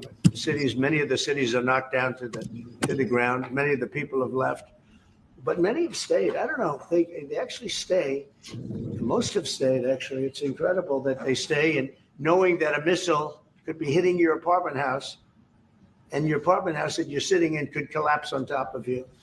And they do very heavy construction. They don't use rebar. They do very thick concrete construction. Those are heavy buildings, big buildings and heavy buildings, and they collapse like they're made out of paper. It's unbelievable to see this happening with people, so many people being killed. So we think we're going to make progress, and we hope we're going to make progress. In the meantime, we're going to get you good service on what you need. And we really became friendly with NATO this last meeting. You know, we went from 2% to 5%, which everyone said was not even a possibility. They weren't paying 2%. Many of them were paying much less than 2%. But even those, since you became president, all committed to the 2% before the Right. summit. Yeah, And now that's collectively they committed to the 5%. That's right. They did. They've been very good. And I think I made a lot of friends over there. We had a couple of days of very intensive talks. And they're great people. They're leaders of countries, many of them great countries, some of them smaller countries, but for the most part, I'd say very solid, strong countries and very successful. Some of them are among the most successful countries in the world. So that's the story. We hope that's going to have an impact on Vladimir Putin, and we hope it's going to have an impact on Ukraine also. We want to make sure that Ukraine does what they have to do. All of a sudden they may feel emboldened and maybe they don't want. You know, this is a very difficult situation. Ukraine wants a peace deal. I think so. And they will stay committed to that. There's no doubt. They want Yeah. it. But the Russians have to become They have to serious. continue to want it though. Yeah, I agree. You We know, will, you and I because will all of make a sure of sudden- that. All of a sudden they get no. You and I will make sure of that. We'll make sure. I feel confident that they will do what has to be done. Plus, we have certain parameters that both sides know. And we already know what should be done. So I think that's going to be, it's going to be very strong. We want everlasting peace. Any questions, please? Yes. Thank you, Mr. President. What was the tipping point for you in making this decision? Was it a conversation with President Putin? Was it just intelligence? And why are you giving 50 more days? I think I think it's a very short period of time. I think, don't forget, I've just really been involved in this for not very long. And it was an initial focus. This is a Biden war. This is a Democrat war, not a Republican or Trump war. This is a war that would have never happened. It shouldn't have happened. A lot of people being killed. When the final numbers come in, you're going to see a lot more people are being killed in this war than you think, than you've been writing about. It's a very deadly war. They're all bad, but this is a very deadly war.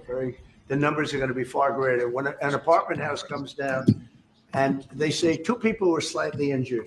No, many people were killed. And those numbers will be at some point accurately reported. So far, they're not. It's a deadly war. I think that you're just going to see, I think you're going to see strong movement. I hope so. You know, the secondary tariffs are very, very powerful. What about the tariffs that the Republicans in the House and the Senate have read? Yeah, 500%. sure. Why are you giving 100%? Well, the Republicans are moving very strongly in the Senate, giving us total control of it. But I'm not sure we need it, but it's certainly good that they're doing it. And Lindsey Graham's working hard. The whole John Thune, all of them, they're all working hard. And they're in coordination with Mike Johnson, Speaker in the House. And I think they've actually crafted a pretty good piece of legislation. It's probably going to pass very easily. And that includes Democrats. And there's some little tweaks, but I don't want to say I don't need it because I don't want them to waste their time. It could be very useful. We'll have to see. But we can do secondary. We're probably talking about 100% or something like that. We can do secondary tariffs without the Senate, without the House. But what they're crafting also could be very good. So are you suggesting then that the Congress should move forward with those sanctions, the 500%, and that your 100 would be a separate additional package? Yeah, I mean, the 500 is, sort of meaningless after a while because at a certain point it doesn't matter. It's not going to be, it's 100. 100 is going to serve the same function. But yeah, I have it at 100%. They may have it. I don't know what they're going to end up with. They may have it at 100 too. They may have it at 500. But they're doing some good work in the House, and I think in the House and the Senate. And as you know, they're coordinated, and they can have it done quickly. They said they'll have it as quickly as I need it. So we'll see. We're talking to them. In fact, John Thune's coming over later on to talk. Call for it, yes, sir. Yeah, he's gonna come over and talk. Thank you, Mr. President. Isn't it your view that Vladimir Putin is characterized his dedication? What? Is it your view that Vladimir Putin misguided, Did he misguide us? Did not clarify his intention. Yeah. So he's- Well, And what happens now in the next phase? Is there- you're gonna see. I mean, we're gonna go for a period of time. Maybe he'll start negotiating. And I think I felt I don't know about you, Mark, but I felt that we had a deal about 4 times. Mhm. And here we are, still talking about. And he making a didn't deal. send serious people to the negotiations. So I remember that you were able with Marco Rubio and with Steve Witkoff to get these talks going in Istanbul. Yep. I remember I was myself in Turkey for NATO business in May. And we really put pressure on the Ukrainians to send a senior team into Istanbul, and they did. But then the Russians came up with this historian explaining history of Russia since 1250. We thought, and I thought, we should have had a deal done a long time ago. But it just keeps going on and on and on. And every night people are dying. A lot of people, a lot of Russian soldiers are dying, by the way. And a lot of Ukrainian soldiers too. But a lot of Russian soldiers are dying. 100,000 Russian soldiers since 1st of January. Since January, 100,000 Russian soldiers dead since January. So if anybody in Moscow is listening to this, again, 100,000 dead Russians since January. This is what President Putin is doing at the moment. Yeah, please. Will these be Patriot missiles specifically or Patriot batteries that you're planning? Everything. It's everything. It's Patriots. It's all of them. It's a full complement with the batteries. Yeah. When do you expect them to arrive? Well, we're going to have some come very soon, within days, actually. Because a couple of the countries that have Patriots are going to swap over and will replace the Patriots with the ones they have. And Matt will coordinate with NATO. But so it's going to be, they're going to start arriving very soon. And this afternoon, Boris Pistorius, the German defense minister, is visiting Pete Hegseth, Secretary of Defense, and we'll discuss also, I think, on this whole Patriot thing. Norway is involved, so that's on the Patriots. But this whole deal is also about missiles, about ammunition, so it's broader than Patriots. We have one country that has 17 Patriots getting ready to be shipped. They're not going to need them for them. So we're going to work a deal where the 17 will go, or a big portion of the 17 will go to the war site. Mr. And President. that could be done very quickly. Mr. President. Mr. President, Yeah, please. could this transaction with NATO be viewed as a step towards achieving peace, letting Putin know that now Zelensky has a little bit more powerful tools in his tool chest, and maybe that brings him to the table to achieve peace? I know that you Yeah. do that. Brian, that's what we've been saying. I think you might have expressed it better if you want another two. I'm just That's trying- exactly what. That was a summary. That was a nice summary.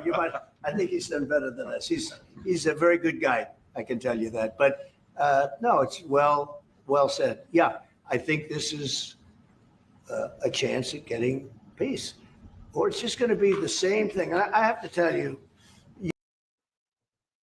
Fuck. I just erased it. I knew it. Sorry, guys. Hold on. I erased it. I accidentally hit the wrong button. Shit. Hold on. Where were we? Where were we? I'm sorry, guys. Fuck. Where were we? Hold on. Where were we?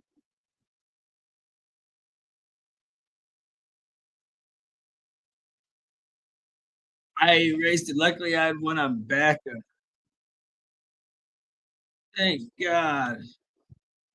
Here we go. And they can have it done quickly. They said they'll have it as quickly as I need it. So we'll see. We're talking to him. In fact, John Thune's coming over later on to talk. Yeah, he's gonna come over. Thank you, Mr. President. Is it your view that Vladimir Putin mischaracterized his dedication What? to? Is it your view that Vladimir Putin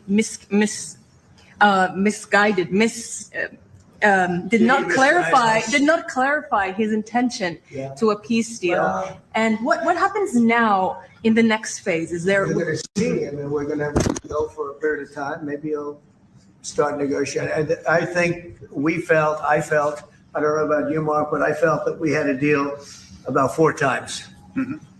And here we are, still talking about. And he didn't send serious people to the negotiations. So I remember that you were able with Marco Rubio and with Steve Witkoff to get these talks going in Istanbul. Yep.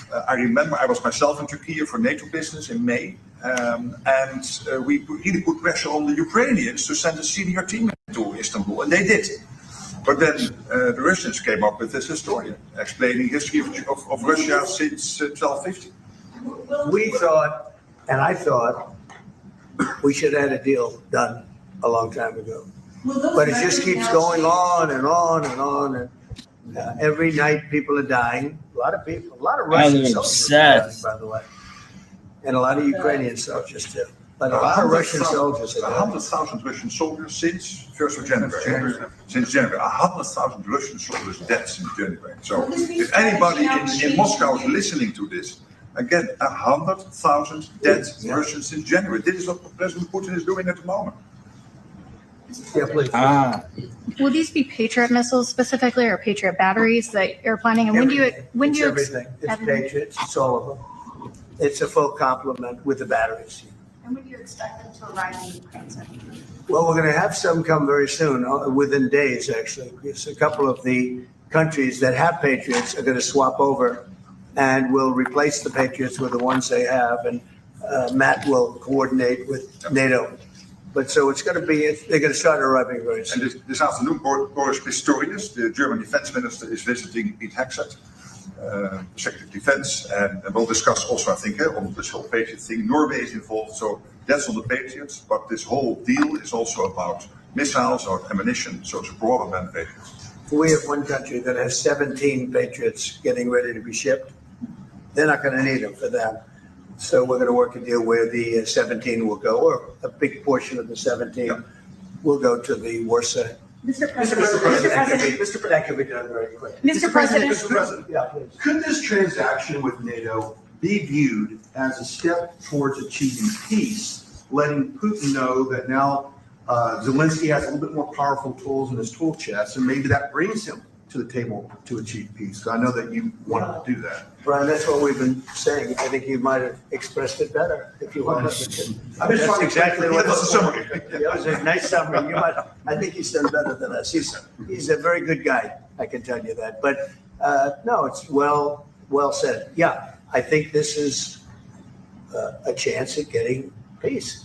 Or it's just going to be the same thing. I have to tell you, Europe has a lot of spirit for this war. A lot of people, when I first got involved, I really didn't think they did, but they do. And I saw that a month ago, and then you were there, most of you, many of you were there. The level of esprit de corps, spirit that they have is amazing. They really think it's a very, very important thing to do, or they wouldn't be doing it. Look, they're agreeing to, they're paying for everything. We're not paying anymore. We have an ocean separating us. I said, we have a problem. We make the best stuff, but we can't keep doing this. And Biden should have done this years ago. He should have done it from the beginning, but he didn't. He didn't know he was there. This guy, what a horrible job they did for this country. And I just hope between the border and this and so many other inflation, what a horrible administration, the worst administration in history, in my opinion. That's not my opinion. I think it's everybody's opinion.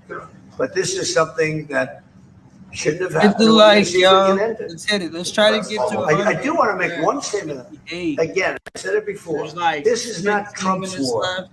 We're here to try and get it finished and settled and whatever. 13 minutes left. Because Let's nobody try to wins get with it this. to like This is a loser 75 from or every something. standpoint. From day This one. was Biden and this was other people. And it's a very sad. It's a very sad situation. This gentleman's doing a great job. I think he's going to get it. And Matt and everybody else that's working on it, I think you'll get this thing over with. Hopefully. Mr. President, you've praised European countries today as standing up for Ukraine, as being strong. Will you allow them to continue to negotiate tariffs lower than 30% before August 1st, or is the deal set at this point? What does that mean? You mean you're talking about the tariffs? trade, on Oh, tariffs. you're back on tariffs. You're on a more friendly tariff, right? A little bit more friendly tariff. Perhaps. No, we're going to be talking to people. We have, I watched the show this morning. They were talking about, well, when's he going to make the deal? The deals are already made. The letters are the deals. The deals are made. There are no deals to make. They would like to do a different kind of a deal, and we're always open to talk. We are open to talk, including to Europe. In fact, they're coming over. They'd like to talk to us. Mr. President, is there any concern about the U.S. stockpiles? There was a pause in delivery of weaponry to Ukraine in order to evaluate, apparently, the U.S. stockpiles. What came out of that? Evaluation. I mean, this was a very big, what we're talking about today is a very, very big day. And what Pete was doing, and me too, I knew what Pete was doing, was evaluation, because we knew this was going to happen. And now we actually announced it. They voted on it. It's all been done. So obviously that has a big impact on, when you say pause, obviously you're not going to be doing things if you don't know what's going to happen here. But we were pretty sure this was going to happen, so we did a little bit of a pause. But this is a very big event today. This is something very. If Putin escalates further, how far are you willing to go in response? In what? How far are you willing to go if Putin were to escalate, send more bombs in the coming days? Don't ask me a question like that. How far? I want to get the war settled. They're not Americans that are dying in it. And, I have a problem, and JD has a problem. It's a stance that he's had for a long time. They're not Americans dying, but there are a lot of people dying and on something that should be able to be settled. And we all agree with that. This group of people, we want to defend our country. But, ultimately, having a strong Europe is a very good thing. It's a very good thing. So I'm okay with that. Yeah, please, in the back. Yeah, is there a ceiling on what the Europeans are willing to pay for? And it sounds like, are you ruling out the U.S. paying for from additional weapons through drawdown authority? Shall I try to answer that? Because basically what the president is saying, that he is willing, of course, taking consideration what the U.S. needs itself. So it's not that you can have a shopping list and you can order whatever you want, because the U.S. has to make sure that the U.S. keeps its hands on what the U.S. needs also to keep the whole world safe, because in the end, you are the police agent of the whole world. You're the most powerful nation on earth, the most powerful military on earth. But given that, the US has decided to indeed massively supply Ukraine with what is necessary through NATO. Europeans 100% paying for that. And what we have been doing over the last couple of days is talking with countries, and I just mentioned the ones who in the first wave immediately said, we want to chip in. And then you're really talking about big numbers. Take Germany visiting today, they're really talking about big numbers.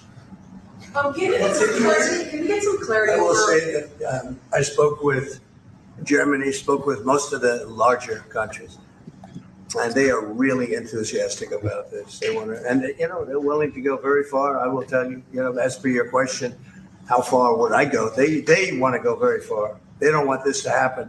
That's why I think from Putin's standpoint, it would really be good. He gets the country's economy is doing very poorly, and he's got to get his economy back. He's got to save his economy. He could save his country in a sense, but the economy can destroyed a lot of countries over the years. He wants to get that economy back. And, he's got a great country for trading and other things. If they could use the assets instead of war, he's got some tremendous potential. That's what I would say. How did you deliver this news to Putin, sir? Okay. How did you tell Putin this was coming? I speak to him a lot about getting this thing done. And I always hang up and say, well, that was a nice phone call. And then missiles are launched into Kiev or some other city. And I said, it's strange. And after that happens 3 or 4 times, you say, the talk doesn't mean anything. My conversations with them are always very pleasant. They say, isn't that a very lovely conversation? And then the missiles go off that night. I go home, I tell the First Lady, I spoke to Vladimir today. We had a wonderful conversation. She said, oh, really? Another city was just hit. So it's like, look, he's, I don't want to say he's an assassin, but he's a tough guy. It's been proven over the years. He's fooled a lot of people. He fooled Bush. He fooled a lot of people. He fooled Clinton, Bush, Obama, Biden. He didn't fool me. But what I do say is that at a certain point, ultimately talk doesn't talk. It's got to be action. It's got to be results. And I hope he does it. It's potentially such a great country to be wasting so many people on this and the money. And look at what's happened to his economy. Look at what's happened. So, and with the threat in 50 days, the economy will be hit very hard. I mean, look, I hope he's going to do it. He knows the deal. He knows what a fair deal is. If there is such a thing as a fair deal, there's no winners here. This is a loser. This is a loser. And I dealt with him from the beginning. And it wouldn't have happened, but I will say Ukraine was the apple of his eye. We talk about it. It was the apple of his eye, but it wasn't going to happen. And he understood that. It wasn't going to happen. And then I noticed, after I was out, soldiers forming at the border. And then I heard horrible, stupid things being said from the other side. And I said, they're really handling it very, very wrong. It's a shame. Yeah. Can I add one thing, and it is about President Trump, because you came in office in January, and on the 12th of February, you had your first phone call with Putin. I think you did exactly what I hoped you would do, that is breaking the deadlock, starting the conversation, because you have to test him. I know Putin very well from the days when I was Prime Minister in the Netherlands. You have to test him. And you did this, and you really gave him a chance to be serious, to get to the table, to start negotiations. Steve Witkoff, Marco Rubio, we all tried to help him. But you've now come to a point where you say, well, hey. We actually thought we had probably 4 times the deal. Yeah. I mean, you would call and would say, this looks good. Yeah. And then the deal wouldn't happen because bombs would be thrown out that night, and you'd say, we're not making any deals. It was like. But you breaking the deadlock was crucial because you had to start that process, and you were the only one who was able to do that. I think we'll get it done. Do you think he's reasonable enough to negotiate an Yeah, I end to think we're this? going to get it done. I think, look, this is a very powerful situation. You have very wealthy countries. What's up, Lemon? Buying the best equipment in the world. And we have the best equipment in the world. We make equipment like no other. You know, our submarines, nuclear submarines, are so powerful. They're most powerful weapon ever built. And we have the best in the world they're 20 years behind, 25 years behind us. We have the greatest equipment anywhere in the world. I just hope we don't have to use it. Yeah, please. Thank you, Mr. President. On a separate topic here, President Biden, of all people, spoke to the New York Times over the weekend. He did not speak to them on the record during his time in office at all, but he spoke to them recently. And he defended his use of the auto pen and said that he signed off on every decision. But at the same time, the Times reports that he did not individually approve each name for the categorical pardons that applied to large numbers of people. What are your take on that? Any new revelations from that? Well, I mean, you're talking about the auto pen. Look, the auto pen, I think, is maybe one of the biggest scandals that we've had in 50 to 100 years. This is a tremendous scandal. And I know the people on the other side of see that desk, that Resolute desk. Unfortunately, he used it before me. But, you know, we have our choice of 7 desks. They're all beautiful, but I chose the Resolute, and so did he, unfortunately. But the people on the other side of the Resolute desk, I know them. Lisa, the whole group, and they're no good. They're sick people. And I guarantee he knew nothing about what he was signing. I guarantee it. So they're going to figure it out, and we'll see what happens. But to me, the auto pen, you know, you elected president.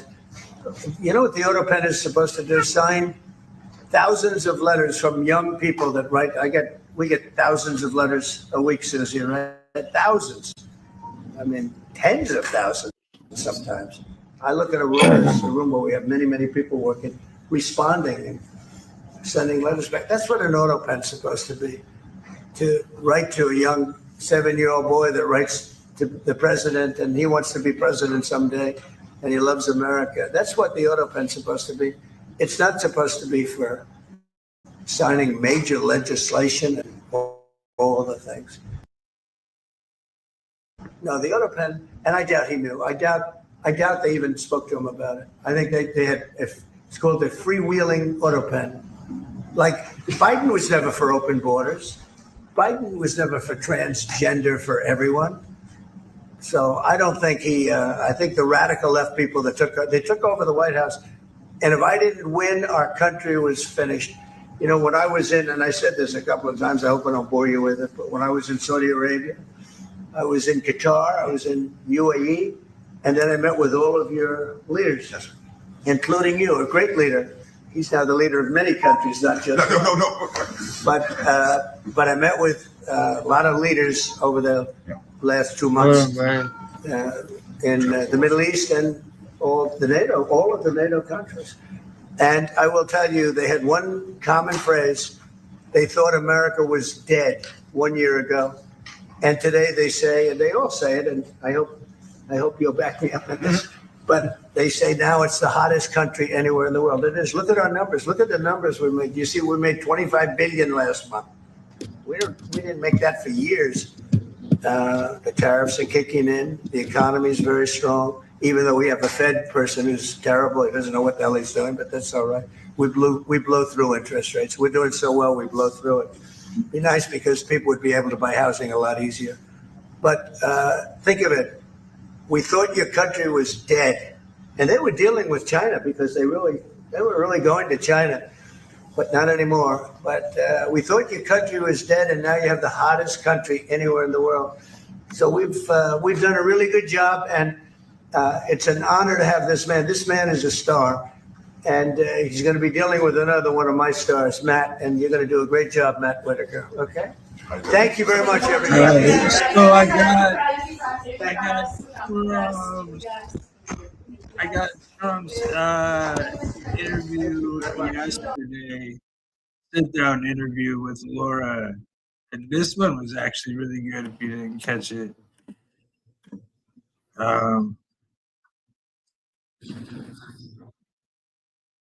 Very good.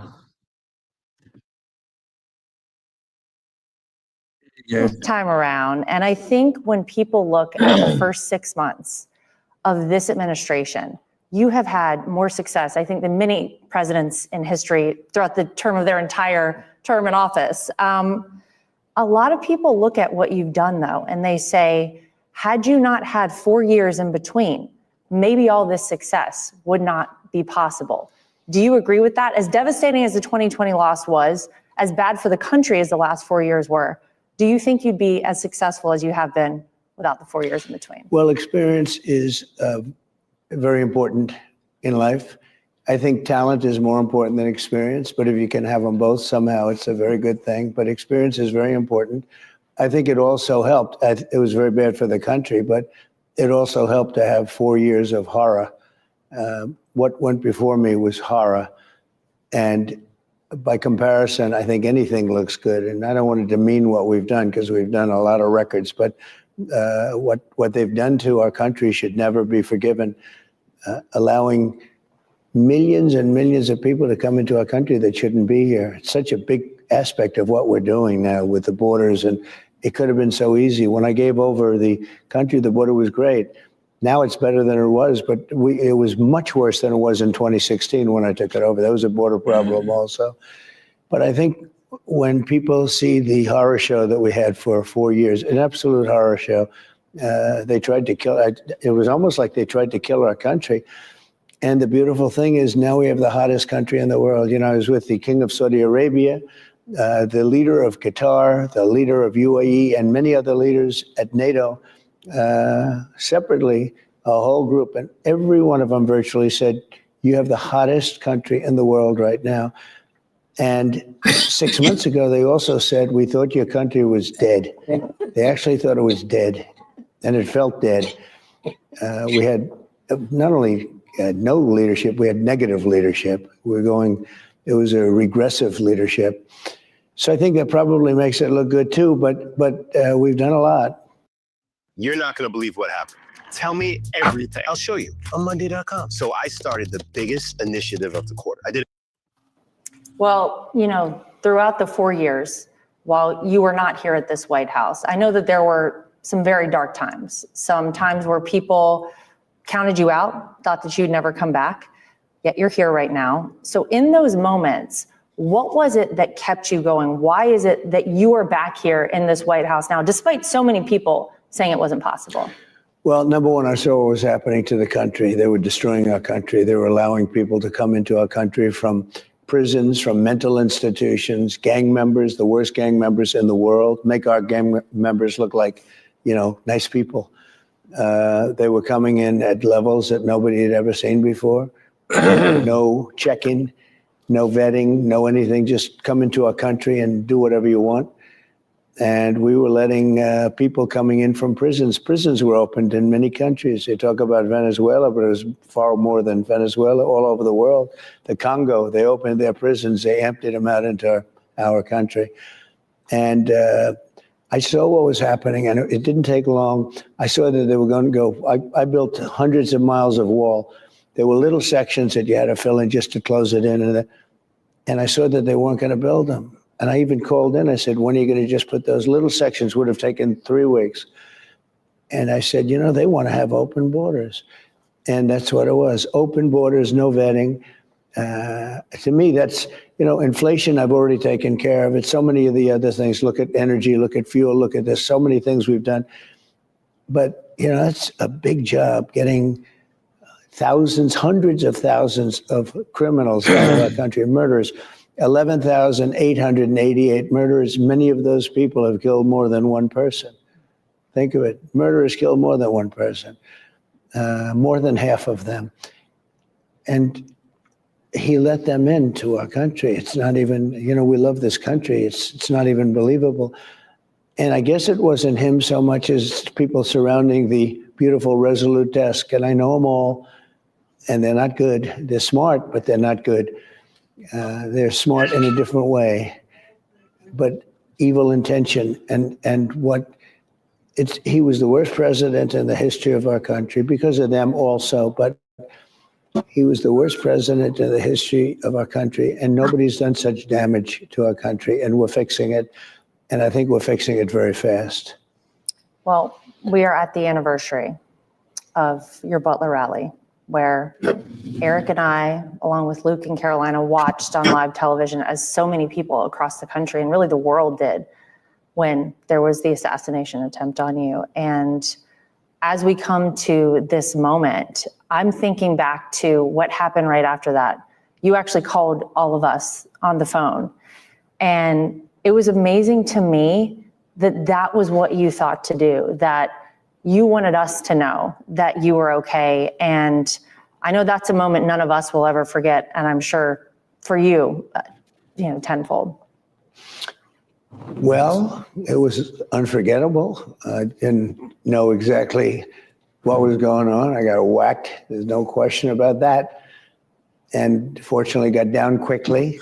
And people were screaming, and I got down quickly, fortunately, because I think they shot 8 bullets. Then one got me, and one got another one, and one got another one, and one killed Corey, the firefighter, great guy. And, we had a tremendous, massive crowd. Tens of thousands of people were there. And our sniper, within less than 5 seconds, was able to get him from a long distance with one shot. If he didn't do that, you would have had an even worse situation. It was really bad. But he really did his name is David, and he did a fantastic job. It went about his business just about 4 seconds. And that's when it all stopped, and he got him perfectly from a very long distance. So we got a little bit lucky in that regard. There was so much conversation after that, though. You had members of Congress visiting the site there, people really on top of wanting to get answers to that. But I think we still are wondering. Yeah. Do you know, are we going to get answers? Will the American people get answers as to what ultimately happened there that day? So they briefed me numerous times, the FBI, the Secret Service, sort of everybody. DOJ, Pamela's doing I think she's doing a fantastic job. But they briefed me, and I'm satisfied with it. They should have had somebody in the building. That was a mistake. They should have had communications with the local police. They weren't tied in. And they should have been tied in. So there were mistakes made. And that shouldn't have happened. And that building was a prime building in terms of what they were trying to do. So, but I was satisfied in terms of the bigger plot, the larger plot.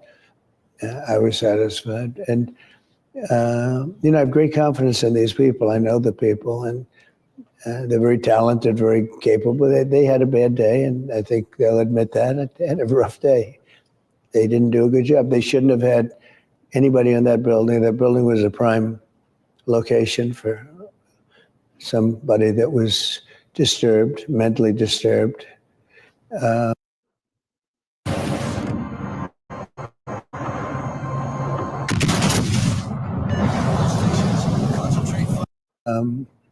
And we had, a couple of other events. This is a very dangerous job, being president. I say a race car driver, 1% of 1%, think of that, die. It's not a lot. A bull rider. I think that's pretty dangerous. It's like 0.1% die. And with the president, it's like 5%. Why didn't you tell me this? I could have maybe made a different decision, but I wouldn't have made a different decision because we're doing so well. The country's back. And it's, as I said, everyone's saying we've got the hottest country in the world, and we've done it within. When the king of Saudi Arabia told me that, that was 4 months, 4.5 months, and now it's almost 6 months. And when you think it was, I would have said it would have taken longer than that, but we have been very active.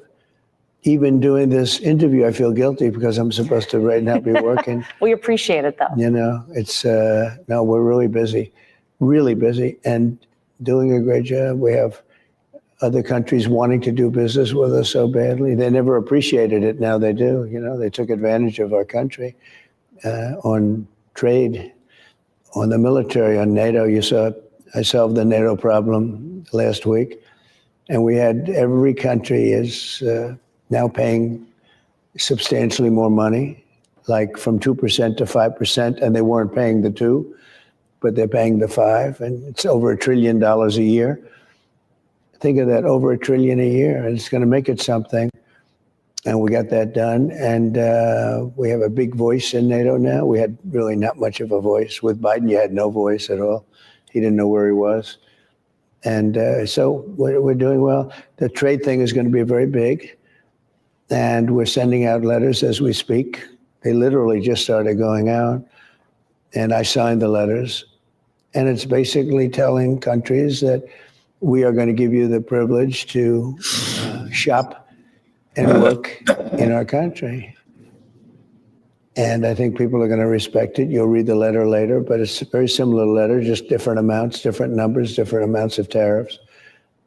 And I think it's very good. And in some cases, we'll make deals. You know, we'll make a direct deal as opposed to a letter. And we've already made some of them with various countries. But it's a tremendous amount of money to this country. We were taken advantage of on trade, and we were taken advantage of on military. We'd protect a country. We got nothing for protecting. We'd spend billions of dollars to protect countries. I don't want to go into the countries, but pretty obvious which ones. And they're friendly, or some of them aren't that friendly. I mean, some of them, we're protecting countries that don't even like us. The whole thing is crazy, but if they don't like us, we'll let them know very quickly. But it's really incredible. The potential of this country is incredible. It's been run very foolishly. It's been run stupidly, so stupidly.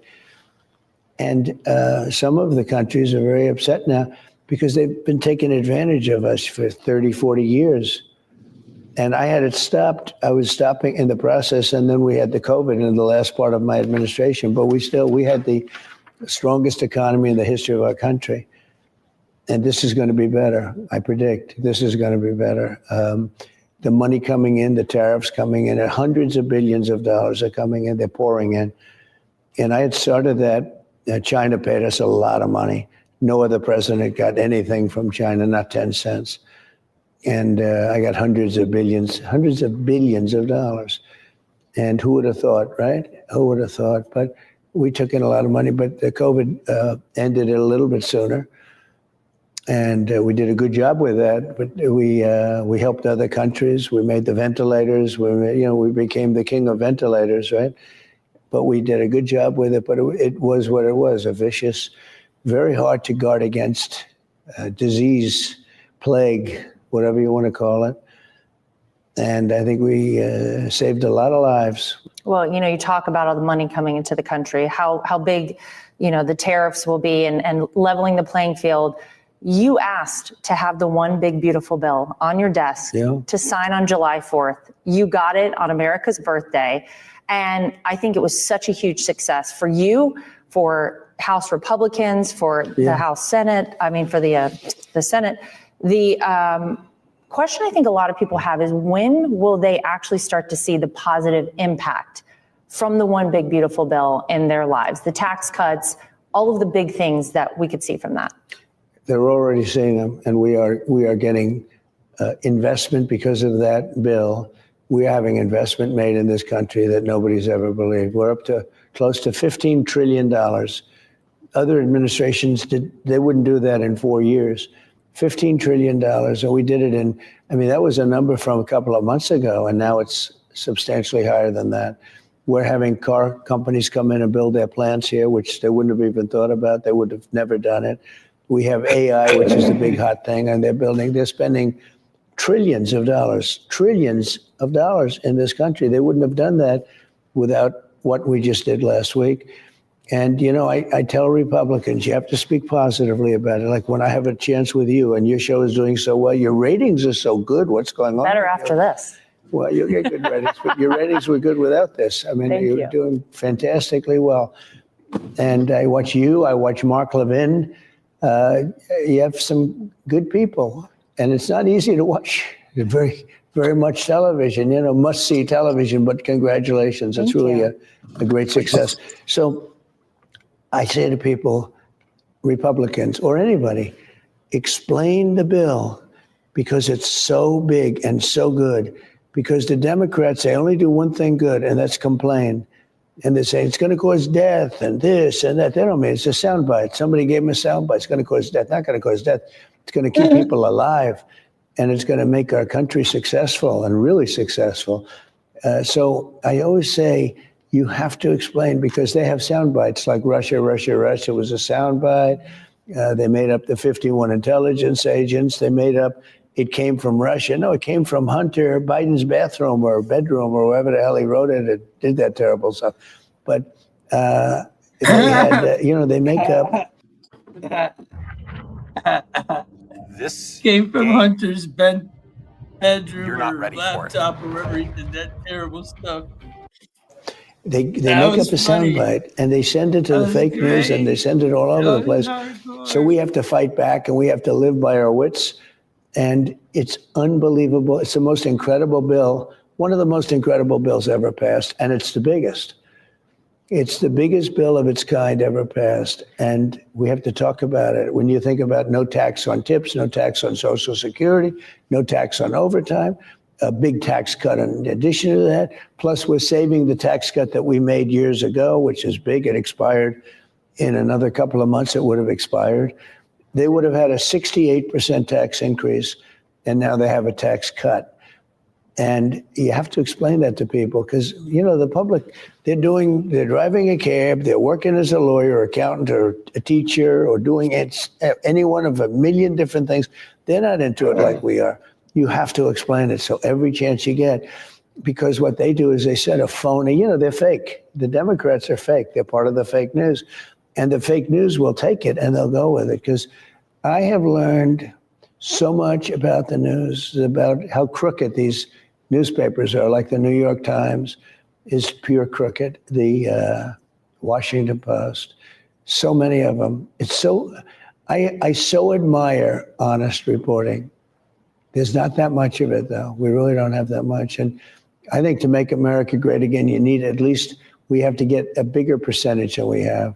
And nobody understands why. Why would somebody make up stories to make Biden look good when the man was grossly incompetent? What good does it do? I mean, other than lose credibility, you know, they're down at the lowest number for credibility that they've ever had. They're way below Congress, which is very interesting. And I think Congress came a long way recently because we have people like Mike Johnson. He's been incredible. John Thune's been incredible. All of the people under them and, you know, the Senate and the House. I've gotten to know them really well and maybe better than ever because of this. This was almost an impossible thing to get approved because, remember, you didn't have one Democrat vote, even though these are the biggest tax cuts in history, even though all of the things, it's going to bring jobs, it's going to bring everything. We didn't have one Democrat vote because they said don't vote. And the one thing they do well is they stay together. You're reading stories now that a lot of them wanted to vote for it, but they couldn't. They couldn't do it. I read one this morning about a certain Democrat from a certain location in New York who wanted to vote so badly for it. He said, this is going to kill our career if we don't vote. And he really didn't vote because they really do control that. It's pretty incredible. And they stick together. I admire that, the stick-to-itiveness, but at the same time, I would say there's got to be something where when you're doing something good for the country. So we had to get all, because we have the majority by just a little bit, we had to get every single vote. And I guess it was 218 to 2. Think of that, 218 to 2. And that was incredible. That was the House vote. And the Senate vote was, relatively similar. But we didn't get one Democrat vote in the Senate. We didn't get one Democrat vote in the House. And I guess we had 3 votes. You had Rand Paul, right? Terrible. It's so sad. When I watch him, and it's so sad because there's never any suggestion about what to do, like, can we do this? Can we just, they want to go, no.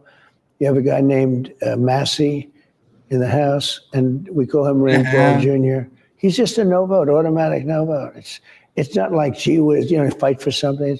There's no fight. It was just no vote. I think they think it's good publicity for them. I think they think that. But it was very sad. Susan Collins, as you know, in the Senate voted no. It's shocking. And so good for their areas. But you got it done. We got it done. No, but when you think that out of all those votes, like in the Senate, we couldn't have more than 3, and we got it done. And in the House, we couldn't have more than 3. We had, and the House was 218 to 2. It's pretty amazing when you think of it. You just don't do that. It's almost impossible, and we got it done. And the reason we got it done because it's so good. And remember this, the Democrats wanted to vote for it, most of them, many of them, because it's all good stuff. I mean, it's all lower taxes and incentives and this, that, so many good things. Great on energy, stopping the EV mandate, which, hurts Elon, and, it's too bad. But I told him long before he endorsed me, I said, you'll never be with me because I'm going to stop the mandate, because the mandate said everybody has to have an electric car within a few years. And I said, that's not going to happen because not everybody wants an electric car. They want to have a hybrid, or they want to have a gasoline powered car. For whatever reason, they want something else. Electric's like at 7%. And we opened it up to electric, but we ended the EV mandate. You don't have to have an electric car now. But I said, Elon's never going to love this.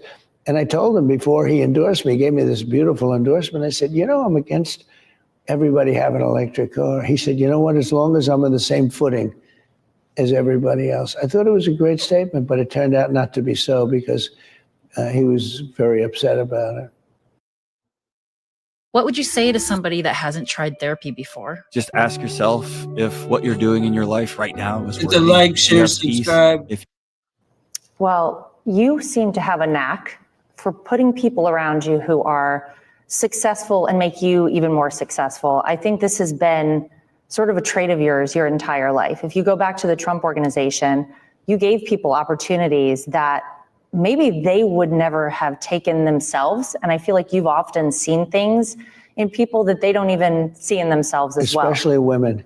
You did it for me. Well, I would say that for me as well. But a lot of women. Your cabinet is comprised of so many incredible people, and people that even a year ago, so many would never have imagined, like RFK Jr., who a year ago was running for president as a Democrat. Why do you think you have this ability? And I feel like it has really been to your benefit. Look at this incredible cabinet you've put together. They're all people who are working to make America great again. They've been incredible, actually. The cabinet's been incredible.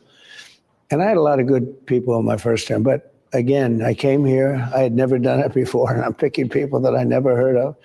And I'm taking recommendations of, people that were sort of stupid people, like a John Bolton, he's a stupid guy, or Jesper, who was terrible. I mean, he was terrible, but I took some recommendation, but overall I got it right. I mean, we rebuilt our military. We did so many great things, but I now know the people. I know so well. I know better than anybody. I spent 4 years with, sometimes you hit and miss and sometimes you don't, but we had great people the first time, but we have really good people this time, and they get along with each other. They love each other. They love the country, and it's smoother. I think it's smoother. a lot of people thought my first term was phenomenal. I did. I thought, we got the largest tax cut in history, the biggest tax cut in history, the biggest regulation cuts in history by 4 times. Nobody even came close.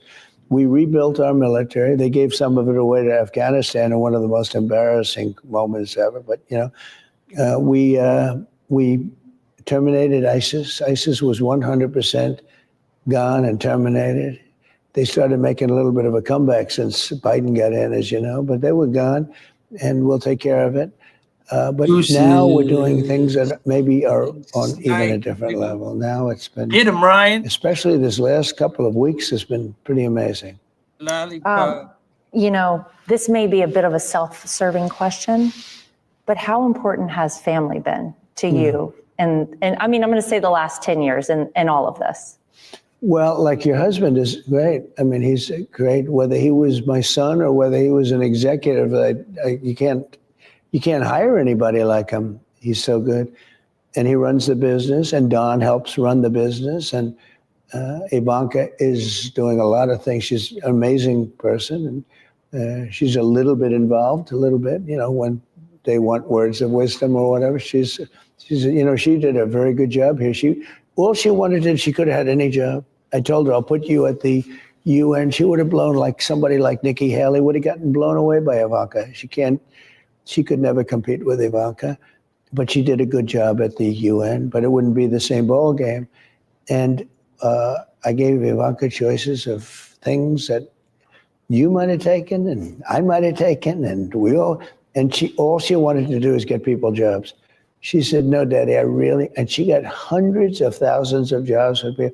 She'd go around, worked hard, never got credit for it, but she'd go out and she'd go to Walmart, she'd go to ExxonMobil, she'd go to all these big companies, and she'd get people jobs by the thousands. So he'd get, just added up to, I could tell you what the number is, but I don't want to say because nobody would believe it, but she worked hard and so competent, and she did a great job. Never, if I were a Democrat, she would have been a legend. You all would have been legends, but I think you're legends anyway. If you think about it, you wouldn't be doing any better.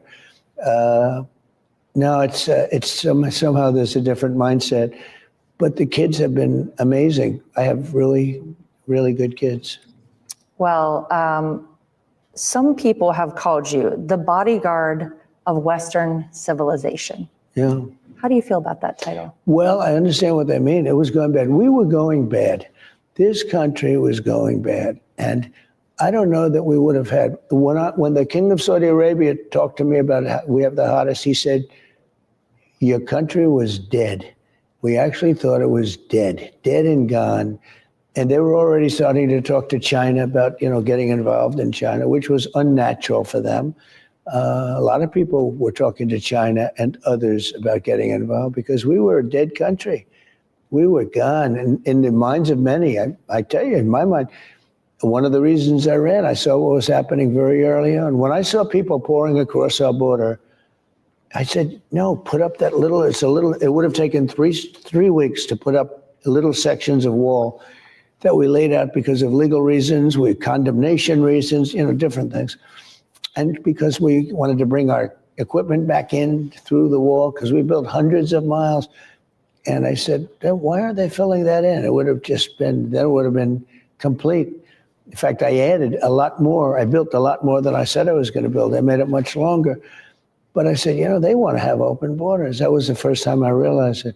I didn't think it would be possible for anybody to want open borders because, who would want open borders? And open borders where people come in totally unvetted and unchecked, totally just walk right in, walk right through. And some of the people, I know I want to be politically correct, but some of these people, you can look at them and you can say, these people are trouble. This is a rough group of people. And we're right now getting them out. And you know what? ICE and Border Patrol, Tom Holman, Christie's been amazing. Tom has been amazing. Tom was one of my first people that I put in. I said, you got to just do the border. He didn't want to do anything else. He just wanted to, because that's what he wants to do. But you have a big deal with lots of other things there. And I said, who'd be the best to head it up? Homeland Security. And he said, I'd like Christie Noem. And I said, that's great. Hey, if you conceal carry and you want to do so comfortably, you're probably going to be interested in this, the brand new Nimbus Gray Vanish holster. And Now, I knew her very well, but I didn't know her that way. She was a great governor, South Dakota, really did a good job. But boy, she's been great. And every one of I can't think of one who hasn't been at least very good. You know, they've all been terrific, and it's been really good. But I think we get a lot of credit on the border because last month we had 0 people come into our country. We had people come in, but they had to come in legally. They come in through a process. We want people to come in. We need people because we have a booming business climate now, and the farmers need people, and hotels need people, et cetera. But coming in illegally, we had 0. Now, even I'm not sure that I can believe that number. You know, you're talking about hundreds of thousands, millions of people came in through Biden, and they say 0. But and the people that do the list tend to be a very liberal group, I will tell you, that have been there a long time. And I said, I'll accept it. But it was close to that number. I'll tell you what, they said 0, and I'm going to take it, but it's hard to believe that it's 0. You're talking about hundreds of miles of border. We've done a great job. And the problem with doing a great job that fast is people forget, you know. Last time I did a great job, we had a border problem, nothing like it was this time. But we had a border problem, and I solved it in about 4 weeks. And I'd make speeches and talk about the border, and my people would say, sir, you shouldn't even waste your time. Nobody wants to hear about the border. Now it's starting to be again. You don't hear about the border anymore.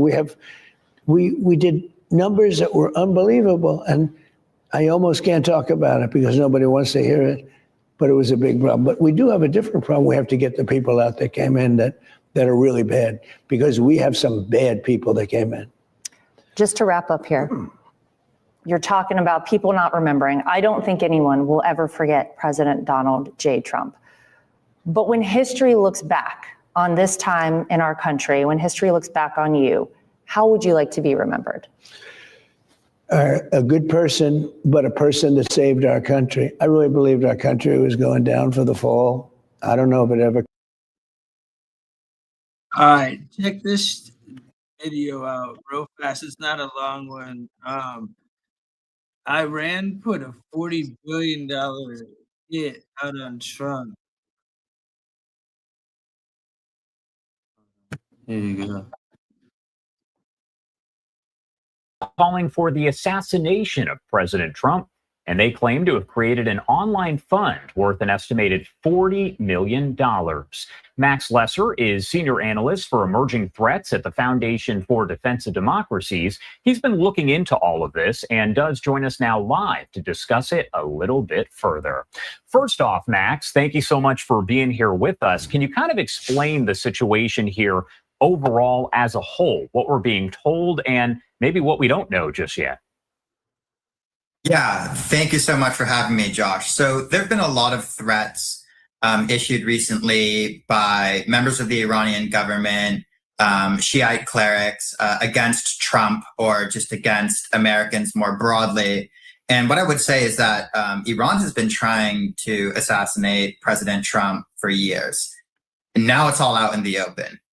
And what I've been looking at with my team at FDD is a particular website that is seeking or allegedly claiming to crowdfund a bounty for Donald Trump's assassination, saying, look, if you carry out this deed, we will compensate you with this money. They claim to have raised millions and millions of dollars. The most recent figure was over $40 million.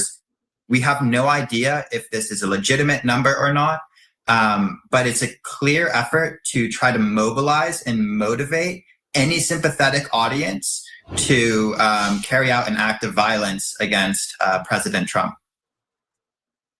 Why? Why can't I make any changes without an admin approval? Huh? You should try Monday.com. I'm swearing off work platforms. I know you've been hurt before, but Monday.com is different. All work.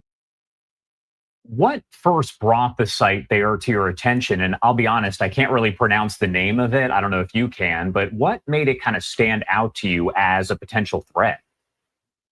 Yeah, so the website actually takes its name for the Arabic word for revenge. And a lot of time what I have my team do, we monitor for malicious Iranian activity. And a lot of times what that looks like, to be quite honest, is just doom scrolling. People are probably familiar with that term, just doom scrolling on social media, scrolling and searching and looking for these little needles in the haystack. And so one of my remarkable interns actually came across this website and flagged it to me very early on, back on July 8th. And what I immediately wanted to do, we saw it was clearly an Iranian website. It had a .ir domain name, which shows that it was created in Iran. And what we wanted to do was to go in and actually see, well, who actually created this website? Was this potentially an Iranian government effort? Was this just a vigilante effort?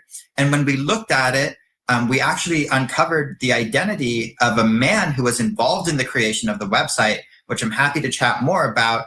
And that man actually has historical ties to the Iranian state broadcasting group. So we actually were able to identify the man, one of the men behind this website, and reveal his identity. I do want to talk more about that, of course. So tell me what you learned about this guy.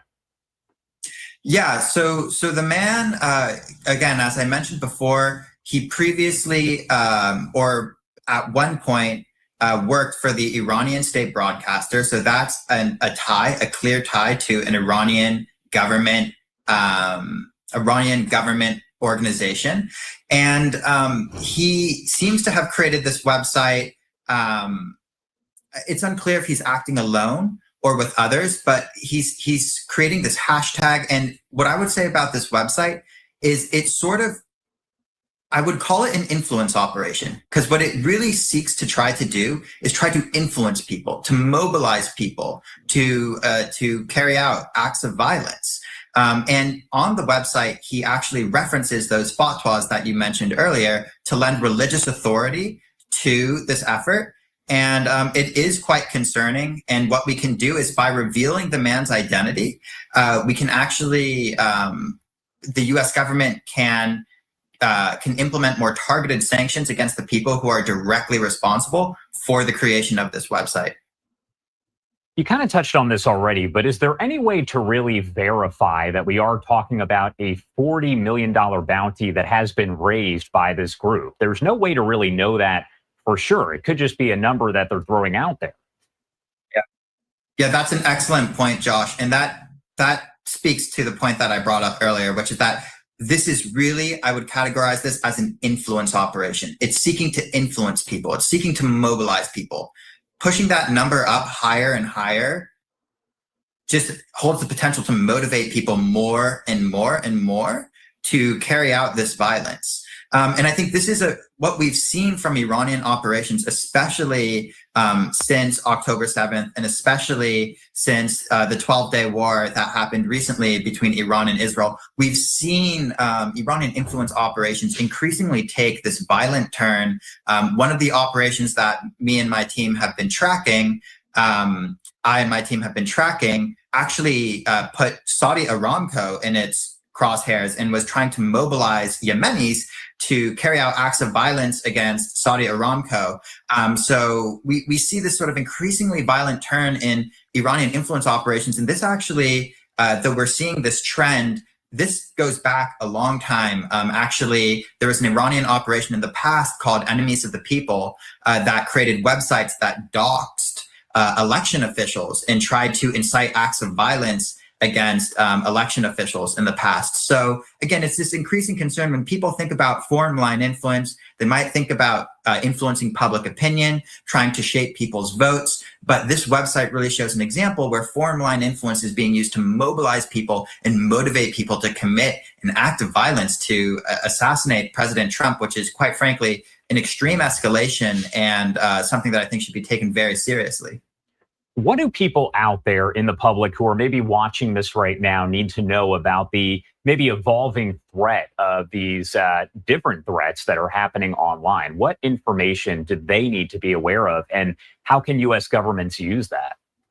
Yeah, that's a great question, Josh. And I think for the viewers of this show, I think Americans really it would be good for Americans to be cognizant of the fact, to be aware of the fact that our two oceans on each side of our country no longer protect us from malicious actors on the other side of the world, right? Like the internet provides a vehicle for malicious actors, be they in Tehran or Moscow or Beijing, to leverage the internet to undermine Americans, if that's issuing direct threats to Americans, as we've seen in the past with Iranian doxing campaigns, or if it's seeking to recruit former government officials, what we've seen with a lot of Chinese recruiting campaigns happening recently, or if it's with classic Russian campaigns to sort of destabilize society using social media. Our oceans no longer protect us. And I think this Iranian operation that we are following, this website that's crowdfunding a bounty for President Trump's assassination, is just, I think, a glaring example of the way that the internet and social media and online platforms can be leveraged maliciously to undermine America and Americans. All right. Max Lesser, thank you so much, as always, for taking the time to join us here and break down that investigation. Anything else you want to add about any of this here before I let you go? No, I think just people should remain vigilant. Obviously, we've reported this to law enforcement, and if there's any sort of suspicious activity surrounding this or amplification on social media, I encourage you to reach out to law enforcement and just. Iran, just one more story. It's only like 8 minutes. It's they found more uranium.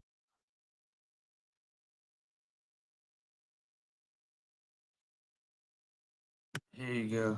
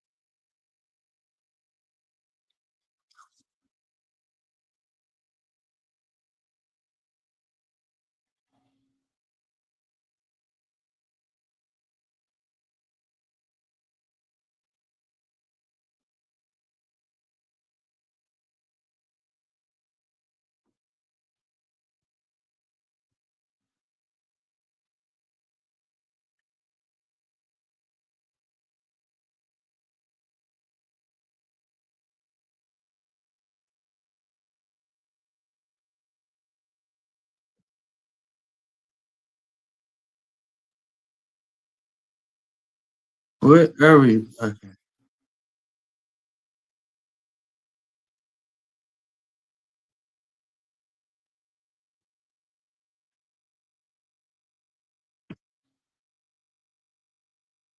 What's going on? Oh shit. Okay.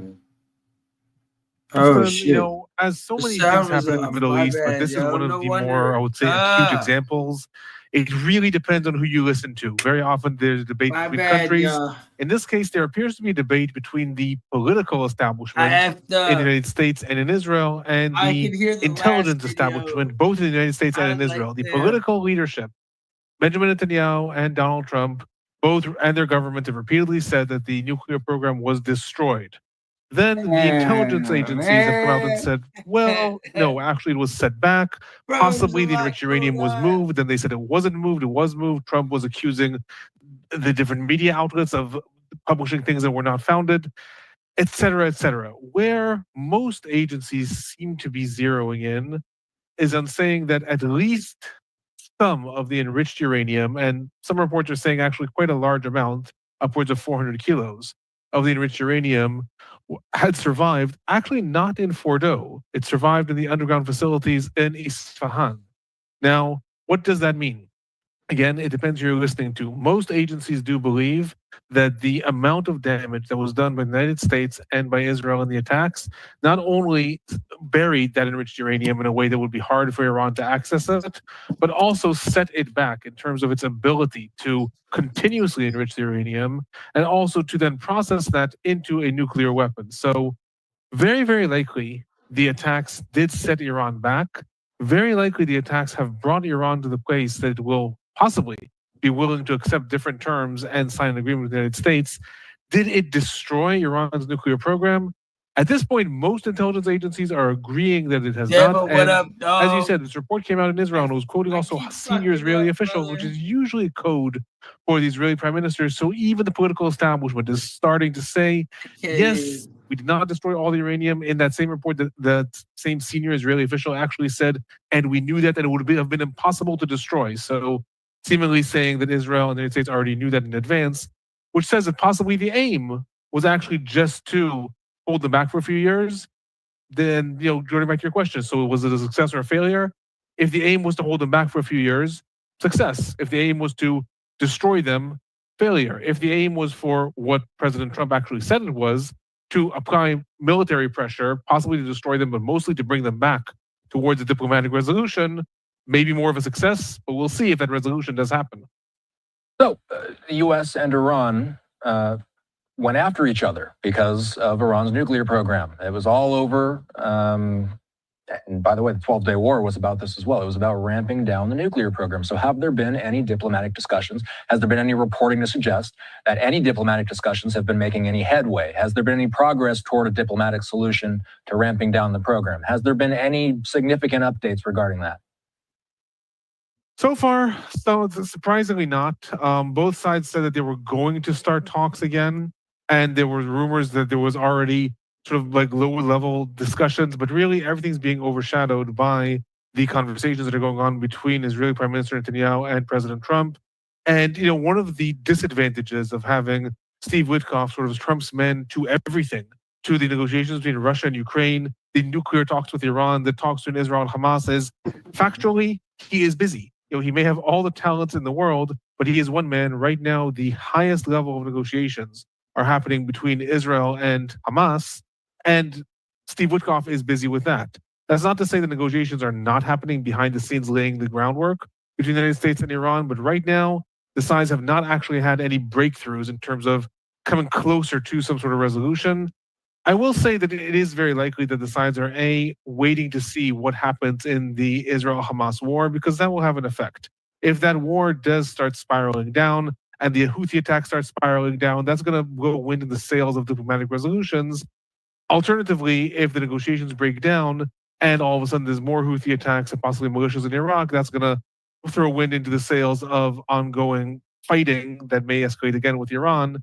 A big thing that's happening also is the Israeli pressure on the United States. Israel, specifically Prime Minister Netanyahu, we're seeing in the pictures right now, is working very hard to try to convince the United States, number one, that a diplomatic resolution is not enough. It has to be enforced by military pressure, style what happened with Hezbollah in Lebanon. Israel wants a diplomatic resolution, but any violation of it will then justify an Israeli or a U.S. attack. And two, Israel wants Iran to be compelled to agree to what's called the Libyan model, which is not just to agree to not enrich uranium, to actually have the United States or credible international actors come into the country, go into those facilities, and physically remove the uranium the same way it happened in Libya in 2003.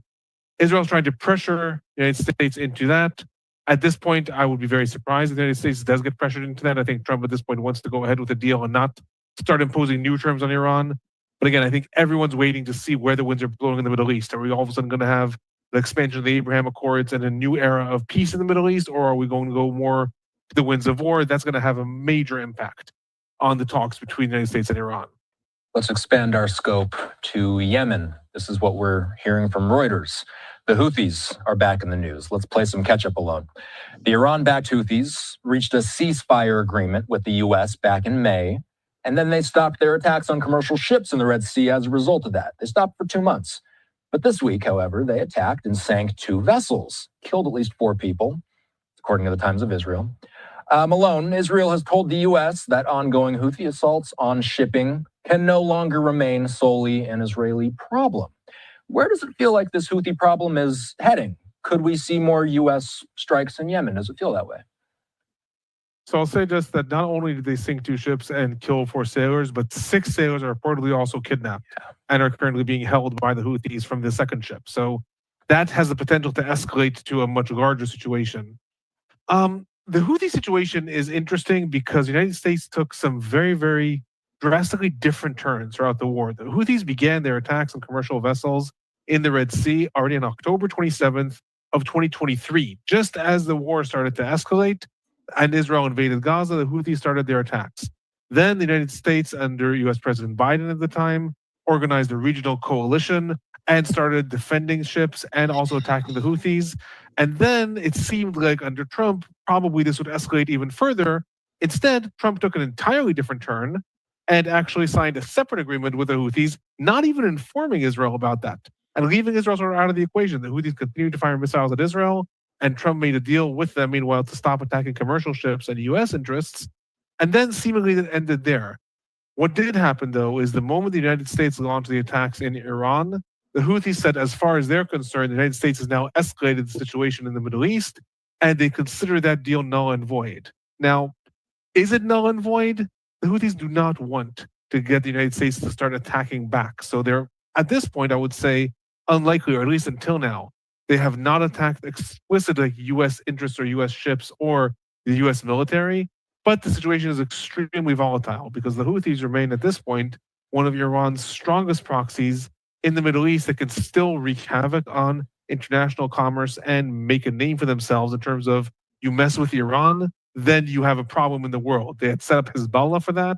They had set up their proxies in Syria for that. Those two, no longer options.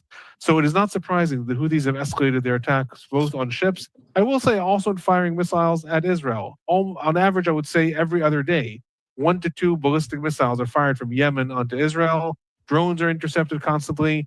This is Iran's way of saying our proxies are down in the Middle East, but just remember, you can still run into problems if you attack us. So, which I don't think people understand, by the way. There was a ceasefire between Israel and Iran, but the Houthis are still shooting missiles at Israel. Absolutely, because in theory, the Houthis are a separate entity. You know, this is the advantage of proxy wars, right? I mean, you know, taking us back to the Cold War era, right? The United States and Soviet Union are not attacking each other. They're just funding other people who are attacking each other in the name or in the interests of. So similarly, here we have these proxy wars that are going on. But again, at this point, it very much depends on where the winds are going to blow with regards to the Israel-Hamas situation, because the Houthis until now, every time there was a ceasefire between Israel and Hamas, the Houthis honored it too. So I think that's one of the reasons the United States is not getting engaged right now, because the United States knows that if a ceasefire does come to pass with Israel and Hamas, then that's going to affect the Houthis as well. That may just be a way to spiral down. It's important to remember that unlike Hezbollah and unlike even Hamas, the Houthis control a much larger entity in Yemen. They are, you know, de facto control half the country. So the United States, again, you can carry out these attacks. Israel carried out over the last week over 80 airstrikes in Yemen at different ports. But this is like attacking a country. It's not attacking a small organization.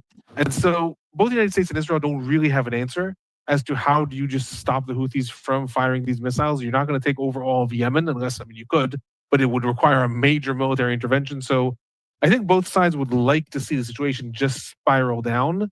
But it really depends on what happens in the war in Gaza. Again, I keep on bringing us back to that because, as you know, everything gets on being pulled back to that situation. Yeah. Before we go, we do have to talk about Gaza. Axios got this scoop. Senior U.S., Israeli, and Qatari officials held secret talks at the White House on Tuesday that focused on the key remaining sticking point for a long-sought ceasefire and hostage deal. Axios says that 3 of 4 areas of disagreement were resolved this week. I feel like we've been here before, Alone. How many times have you and I sat here and discussed a ceasefire deal being close? Am I being too cynical? Or is there actually a real reason this time to believe that we might be on the cusp of real progress? So, you know, it's impossible to not be cynical because really we're again talking about a rehashing of the rehashing of the rehash of the initial deal that initially was supposed to be come to pass already well over a year ago, back in May of 2024. Right? We're still negotiating the implementation of that deal, and each time we're having small tweaks to it on either side. So it's impossible to not be cynical about that on the one hand. On the other hand, the situation has changed very, very dramatically. First of all, because with the attacks on Iran and the fact that the United States did, quote unquote, do Israel a favor and attack Fordo in response to Israel's requests and Israel launching the war with Iran, the United States is now in the position to come back to Israel and say, we did that for you. Now we want you to do this for us. 1. 2, there is a fact also that the war in Gaza, the ongoing fighting, is, according to the Israeli military, at a stalemate at this point. The Israeli military, the chief of staff, has come to the Israeli government and has said, right now, the 2 missions that you have for us in Gaza, destroying Hamas and saving the hostages, are in collision with each other. We cannot proceed anymore. Israel has invaded 65 to 70% of the Gaza Strip. It does not want to invade more because it will endanger the hostages. So the military is also coming to the government and saying, military pressure is not taking us any further. So we have pressure from the United States, and specifically President Trump, on an Israel that's very dependent on Trump. And then you have also the military not going anywhere. Then you have Hamas. Hamas is at a weaker point than it was in the past. It has lost the backing of Syria. It has, to some extent, lost the backing of Hezbollah. Hezbollah didn't do anything when Iran was attacked, so let alone it's not doing anything with regards to Gaza. A lot of its leadership has been assassinated, and Iran is in a more weakened position. So Hamas, to some extent, is also in the position all of a sudden to be agreeing to more flexibility. I will say, though, unlike Israel, and unlike the United States, Hamas is, because it is with its back against the wall, also has nothing to lose. So the military leadership in Gaza is saying, yes, it's true, we're in the weakest position, but therefore, if we do not hold out for a complete ceasefire and force Israel to withdraw, we're not going to be able to come back. We're not going to be able to do a ceasefire and then actually come back from that. So all sides are at a crossroads that they might be able to now go over the last hurdles, but everything is extremely volatile. If you have another minute, I'm going to just talk about what Witkoff said specifically with regards to the conditions, right? The 4 things they said were the obstacles, and that 3 of them have been resolved. Most of the terms of the deal have been worked out because they've been worked out long before. But the main obstacles until now have been, 1, the distribution of humanitarian aid. Hamas wants the distribution of humanitarian aid to go back to a model of being distributed through the United Nations because Hamas took over a lot of the aid, and Israel wants it to go through a different model. That was one obstacle. A second obstacle is the question of the IDF redeployment. The IDF has taken up a lot of advanced positions in the Gaza Strip and has carved the Gaza Strip up, but is in control of the Morag corridor in all kinds of positions in Gaza. And Hamas wants to see it withdraw back to its positions of March of 2025, and Israel's refusing. Obstacle number 2. Obstacle number 3, questions of which hostages will be released and how many Palestinian prisoners. And obstacle number 4 is the fact that Hamas demands a complete ceasefire and an end to the war. It wants negotiations on an end to the war, not just a 60-day truce, and Israel is disagreeing. The reason I bring that up is because Steve Witkoff said 3 out of the 4 have been resolved. Different reports, though, are saying what is that one. Reports in Israel are saying that the main obstacle remains the IDF redeployment in the Gaza Strip. Other reports are saying from Qatar that, in fact, this question of the humanitarian aid distribution is the one that has not been resolved yet. Some people are saying that Hamas has gotten guarantees from the United States that there will be no return to fighting. Israeli Prime Minister Netanyahu said, no, there might be a return to fighting if Hamas doesn't disarm. So there seems to have been advances, but at this point, it is actually unclear to us what has been agreed upon and what not. And I would bet that Steve Witkoff is more putting that out there to try to continuously blow positive air into the winds of the negotiations, saying we're almost there, we're almost there. Some rumors saying that we're going to have a declaration of an agreement already on Saturday. Other reports in Israel are saying it's going to take at least another week or 2. We'll know more as time goes on. As you like to say, it remains to be seen, and we will see. Alon, as always, the always informative Alon Burstein. By the way, if you want to give him a follow on his personal YouTube account, he uploads his own Middle East updates. Great stuff. Alon, as always, good to see you. All right, everybody. Well, how do I get in where I'm at? All right. I'm done with the reels. I was reading the chat real fast. Want to say what's up to Perry and Sean. MC, a lot of you guys, man, like I agree with the one dude. He's like, look, he's like, I just want freedom, not censorship. I agree, bro. I try to let you guys say whatever you want. If you get blocked, if you get your shit erased, that's because you said something stupid. Not because I don't disagree, because it's not good for YouTube. I don't give a damn. I have a Discord. I will put it here in the chat. You can come talk that shit in real life or in voice, and I'd be more than love to address anything you ever have to say. This is for everybody. And other than that, like, you know, I try not to let people say too much stupid shit because I don't want YouTube to get my channel in trouble because y'all are mad and can't be YouTube friendly just for me, bro. I'm doing this shit because I want to get everybody to see what's going on and for y'all to go do your own research as to why all this is happening, you know. Every time I try to show it, you know, people don't, YouTube won't push it through. But the truth is all this is just is a big story. It's all bullshit. You got to be able to see through the lies. Look at the stories. Go read it. Go do your own research. Don't listen to these people. You know, I can only present what they're saying. Y'all got to look into what's going on. You know, I can't do it for you. I do shows on that, and I will get back to it. But, you know, at the end of the day, you guys got to do your own research. You know, I'm not over here trying to cuck out on any side. I'm just trying to present what's going on. You know what I'm saying? So, like, I don't understand. I hope everybody understands that because I really don't care what side you're on. It's not about all that. To be honest, I really don't care. I want everybody to have a voice. Come in here and talk your shit. I don't care. You know, I don't care what y'all say. You know, I don't want you to listen to me. You just watch the shit. Go do your own research. I don't need you to listen to me. If I want you to listen to me, I'll do a specific show so you listen to me. This is just me presenting. You know what I'm saying? So, you know, I don't care about either side for real. I really don't care about America, but I don't play sides, bro. I don't understand it. I don't play sides. I don't know who you think I am, though, Ian, but I don't play sides. That's for sure. You know, I don't need new mods. My mods are trying to keep the chat from getting fucked with, bro. They don't care about what you say. Y'all can say, so we don't agree with half the shit y'all say, but we let you say it. You know what I'm saying? We don't care.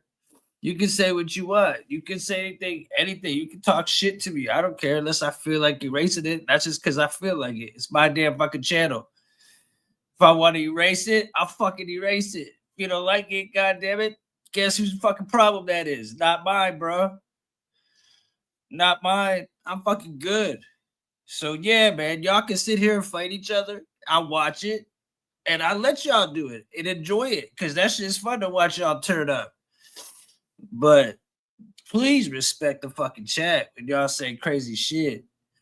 And y'all need to do your own research. Because some of y'all say the dumbest shit. Some of y'all are so smart, man. I don't know what to say. I mean, I've read so much smart shit going on, man.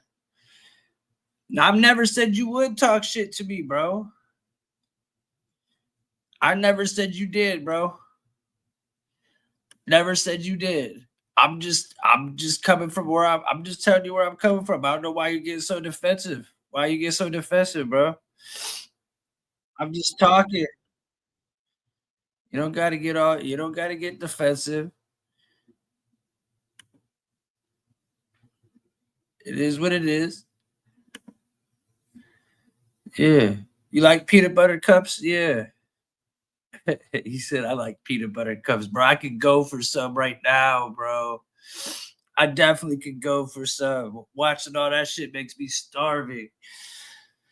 That shit can be draining on you. You know what I'm saying? That shit can be draining on everybody. You know, and everybody. Another thing I wanted to say, all this talk about the Epstein files. Hey, Clayton, I've always gotten mad love from you, man. Much love from you, Clayton.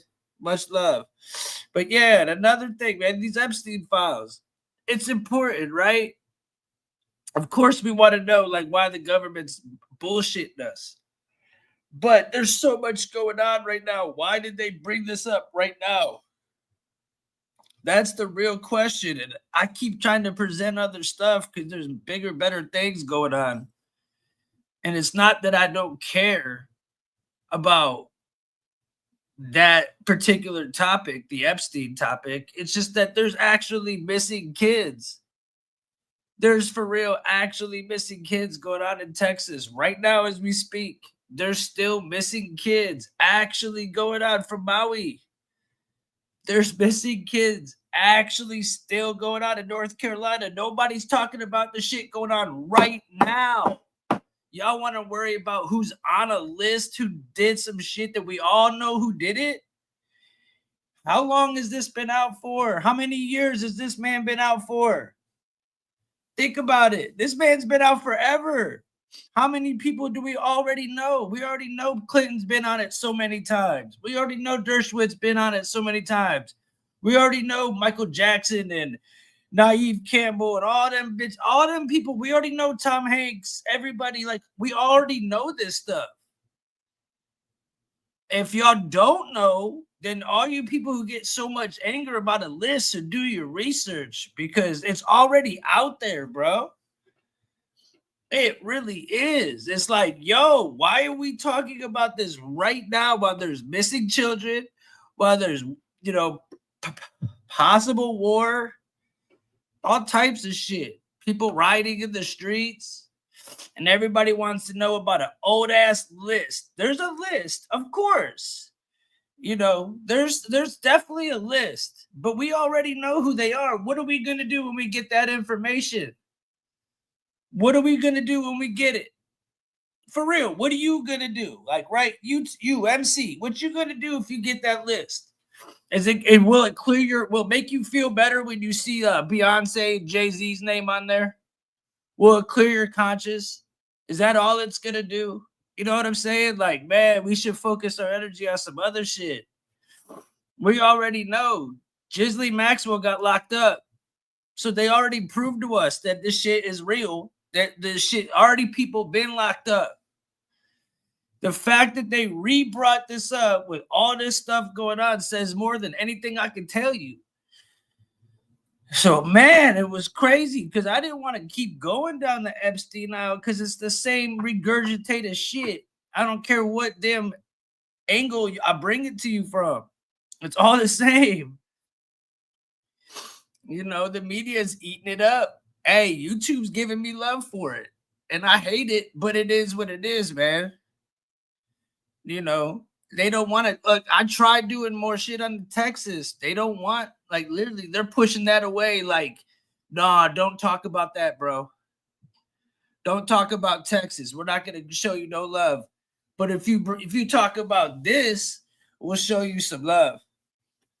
And it's like, look, everybody, look into the Texas stuff. Look into all these floods that are happening and what's going on behind it. That's all stuff I would love to just sit there and present video for you and give y'all facts. But they won't. It just doesn't work as well as I want it to. So, yeah, man, like all this news, it's just y'all got to break the spell. That's like, we could watch this and argue and debate, but it's all this spell. They're both the same side, just like the news is, just like the politicians are. We should not be on the opposite sides, bro. But we are so far apart, most of us, you know what I'm saying, that we'll never, ever be able to come together like that, like we want to. So, but is there anything anybody's really got to say before I call it a day? I just felt like talking to you. I don't know if y'all can, look into Committee for Children's Rights, every country in unsigned but USA. That's sad, bro. That's not how it should be, right? That is not how it should be. And that's the type of stuff I'm talking about. Instead of looking at, who's in the list, what about look into the Committee of Children's Rights? Look into all the kids that have gone missing in the Ukraine, dude. Oh my God. Just look into that. Just look into all the kids that keep going into the Ukraine. That's the crazy, dude. They're literally just taking orphanages of kids. If I tried to present that to you, bro, YouTube will shut my ass down. Yeah, for sure. I want to look into helping children stay safe from, yeah. Hey, bro, if he's part of it, then he's got to go too, bro. Ain't nobody special. You know? I find it very sketchy that he's not showing us. But, I mean, who's not to say that, you know, what, like people been trying to release these JFK files forever. Why have they not? You know, there's a reason. They just try to keep everybody on their toes, looking the other way. I never for 1 second thought we were going to get a list, ever. I never for a second thought we were going to get a list. All you people who really thought we were going to get a list, are y'all crazy? Did you really think the government was going to hand you a list of themselves and said, yeah, look what we did? Are you guys out of your mind? Who really thinks that? Hit one in the chat if you really thought they were going to tell on themselves. Come on, bro. Come on. They're not going to tell on themselves. And you know what? It would be hard to say Trump's not at least in on it in some weird ass way if he doesn't show love on that topic. And I say this in a way of, I already knew he was in on it the day when he ran for president. He ran to lock Hillary up, right? Lock her up, lock her up, lock her up. The next day, he's having lunch with her. Did any of y'all think he was gonna lock her up? Really? So if y'all thought that was why anybody, bro, come on. Come on, man. Lock her up, bro. He didn't lock nobody up. None of them people got locked up. Epstein got unalived while he was president. Under his watch. If I was president, bro, I would have had his ass under the basement, bro. So, you know, there's a lot of things to be questioned for sure. That's why we'll never know, man. That's why we'll never know. Unless somebody leaks, unless we get a rat down the line, you know, we'll get the fake truth because we'll get the truth, but it'll never be confirmed. But, you know, Trump is John Doe 174 defilers. There are bots of people being trafficked for former Eastern. Bro, there are a lot of, tons. Aaron, they're going through taking these kids. If you look it up, it's very sad.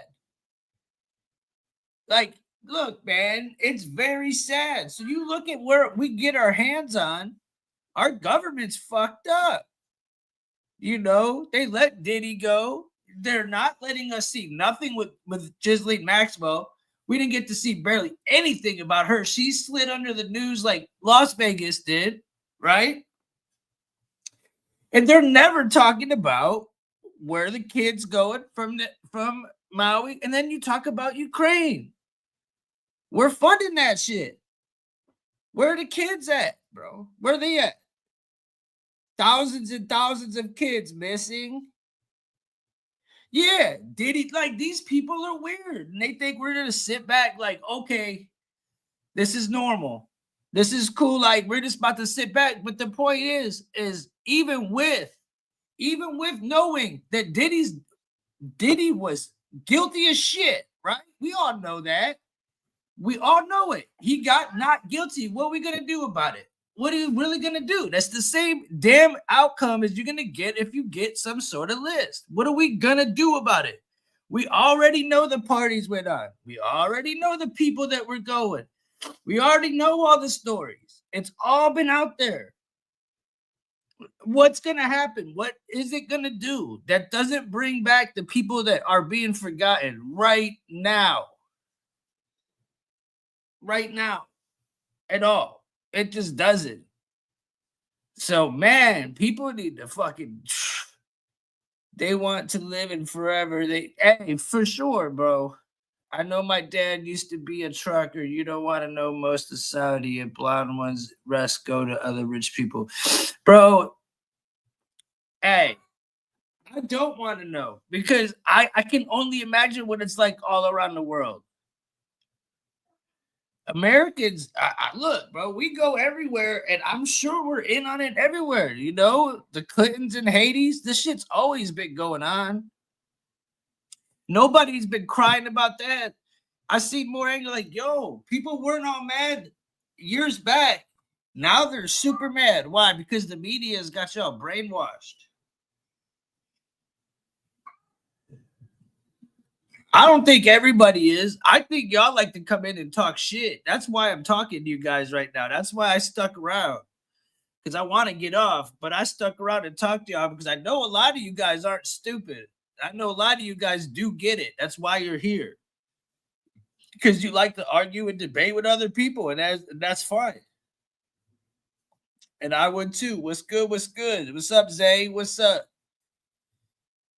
You know, but yeah, I hope everybody, all this stuff that they're feeding down your throat, I hope you look into it. How you doing though? I can't say your name though. I'm sorry. Adrigras. I can't read it. I'm sorry. I can't say your name. Zay the King #1. What's good with you, bro? It has been a minute. Shit's been a little bit wild, Zay. Not gonna lie. Not gonna lie, man. Shit's been a little bit wild lately, but it's been fun. How you been? If you guys haven't hit the like, hit the like. If you haven't hit the sub, hit the sub. You know, I'm just ending it down. I just wanted to let y'all hear my voice, man, so I can, you know, let y'all know where I'm coming from, though, you know, because I watch this shit all day and I get affected too. You know, this shit, reading all the comments and then looking at all these videos and watching it from every single angle. Trust me, my brain be spinning like, bro, I have to keep, after this is all over, I got to look deeper into it. You know, it's just stuff that I already been talking about for a decade. It's just all coming around. So yeah, man, no problem. I just, you know, I want everybody to know that this shit is a spell. So at the end of the day, man, we got to break that shit. Break the division and break the spell. You know, and that this media, if you see MSNBC, ABC, Fox, CNN, they all were saying the exact same thing. I played you videos from every single solitary news source, Newsmax, News Fox Live, local news Fox, fucking every damn source. I didn't just pick one and shoot it down your throat. I gave y'all every angle, and they all said the same shit. All of them.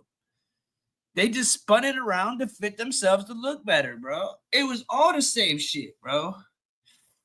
Yeah, I'm telling you, Marshall, it has been. That's why it's cool to watch y'all be able to talk your shit, because it makes it better to know, like, yo, these people aren't being brainwashed over here. Y'all are like talking, you know, like against the spell for the most part. Now, there's a lot of brainwashed people that come through here. Don't get me wrong.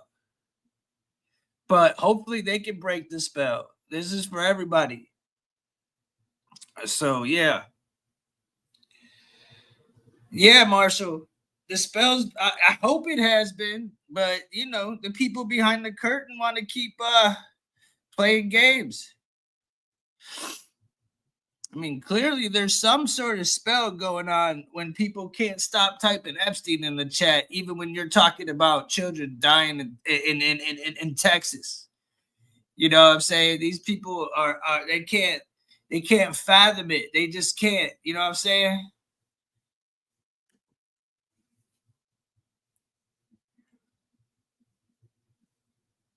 You came in on the end of the combo. Well, I don't know what to tell you, man.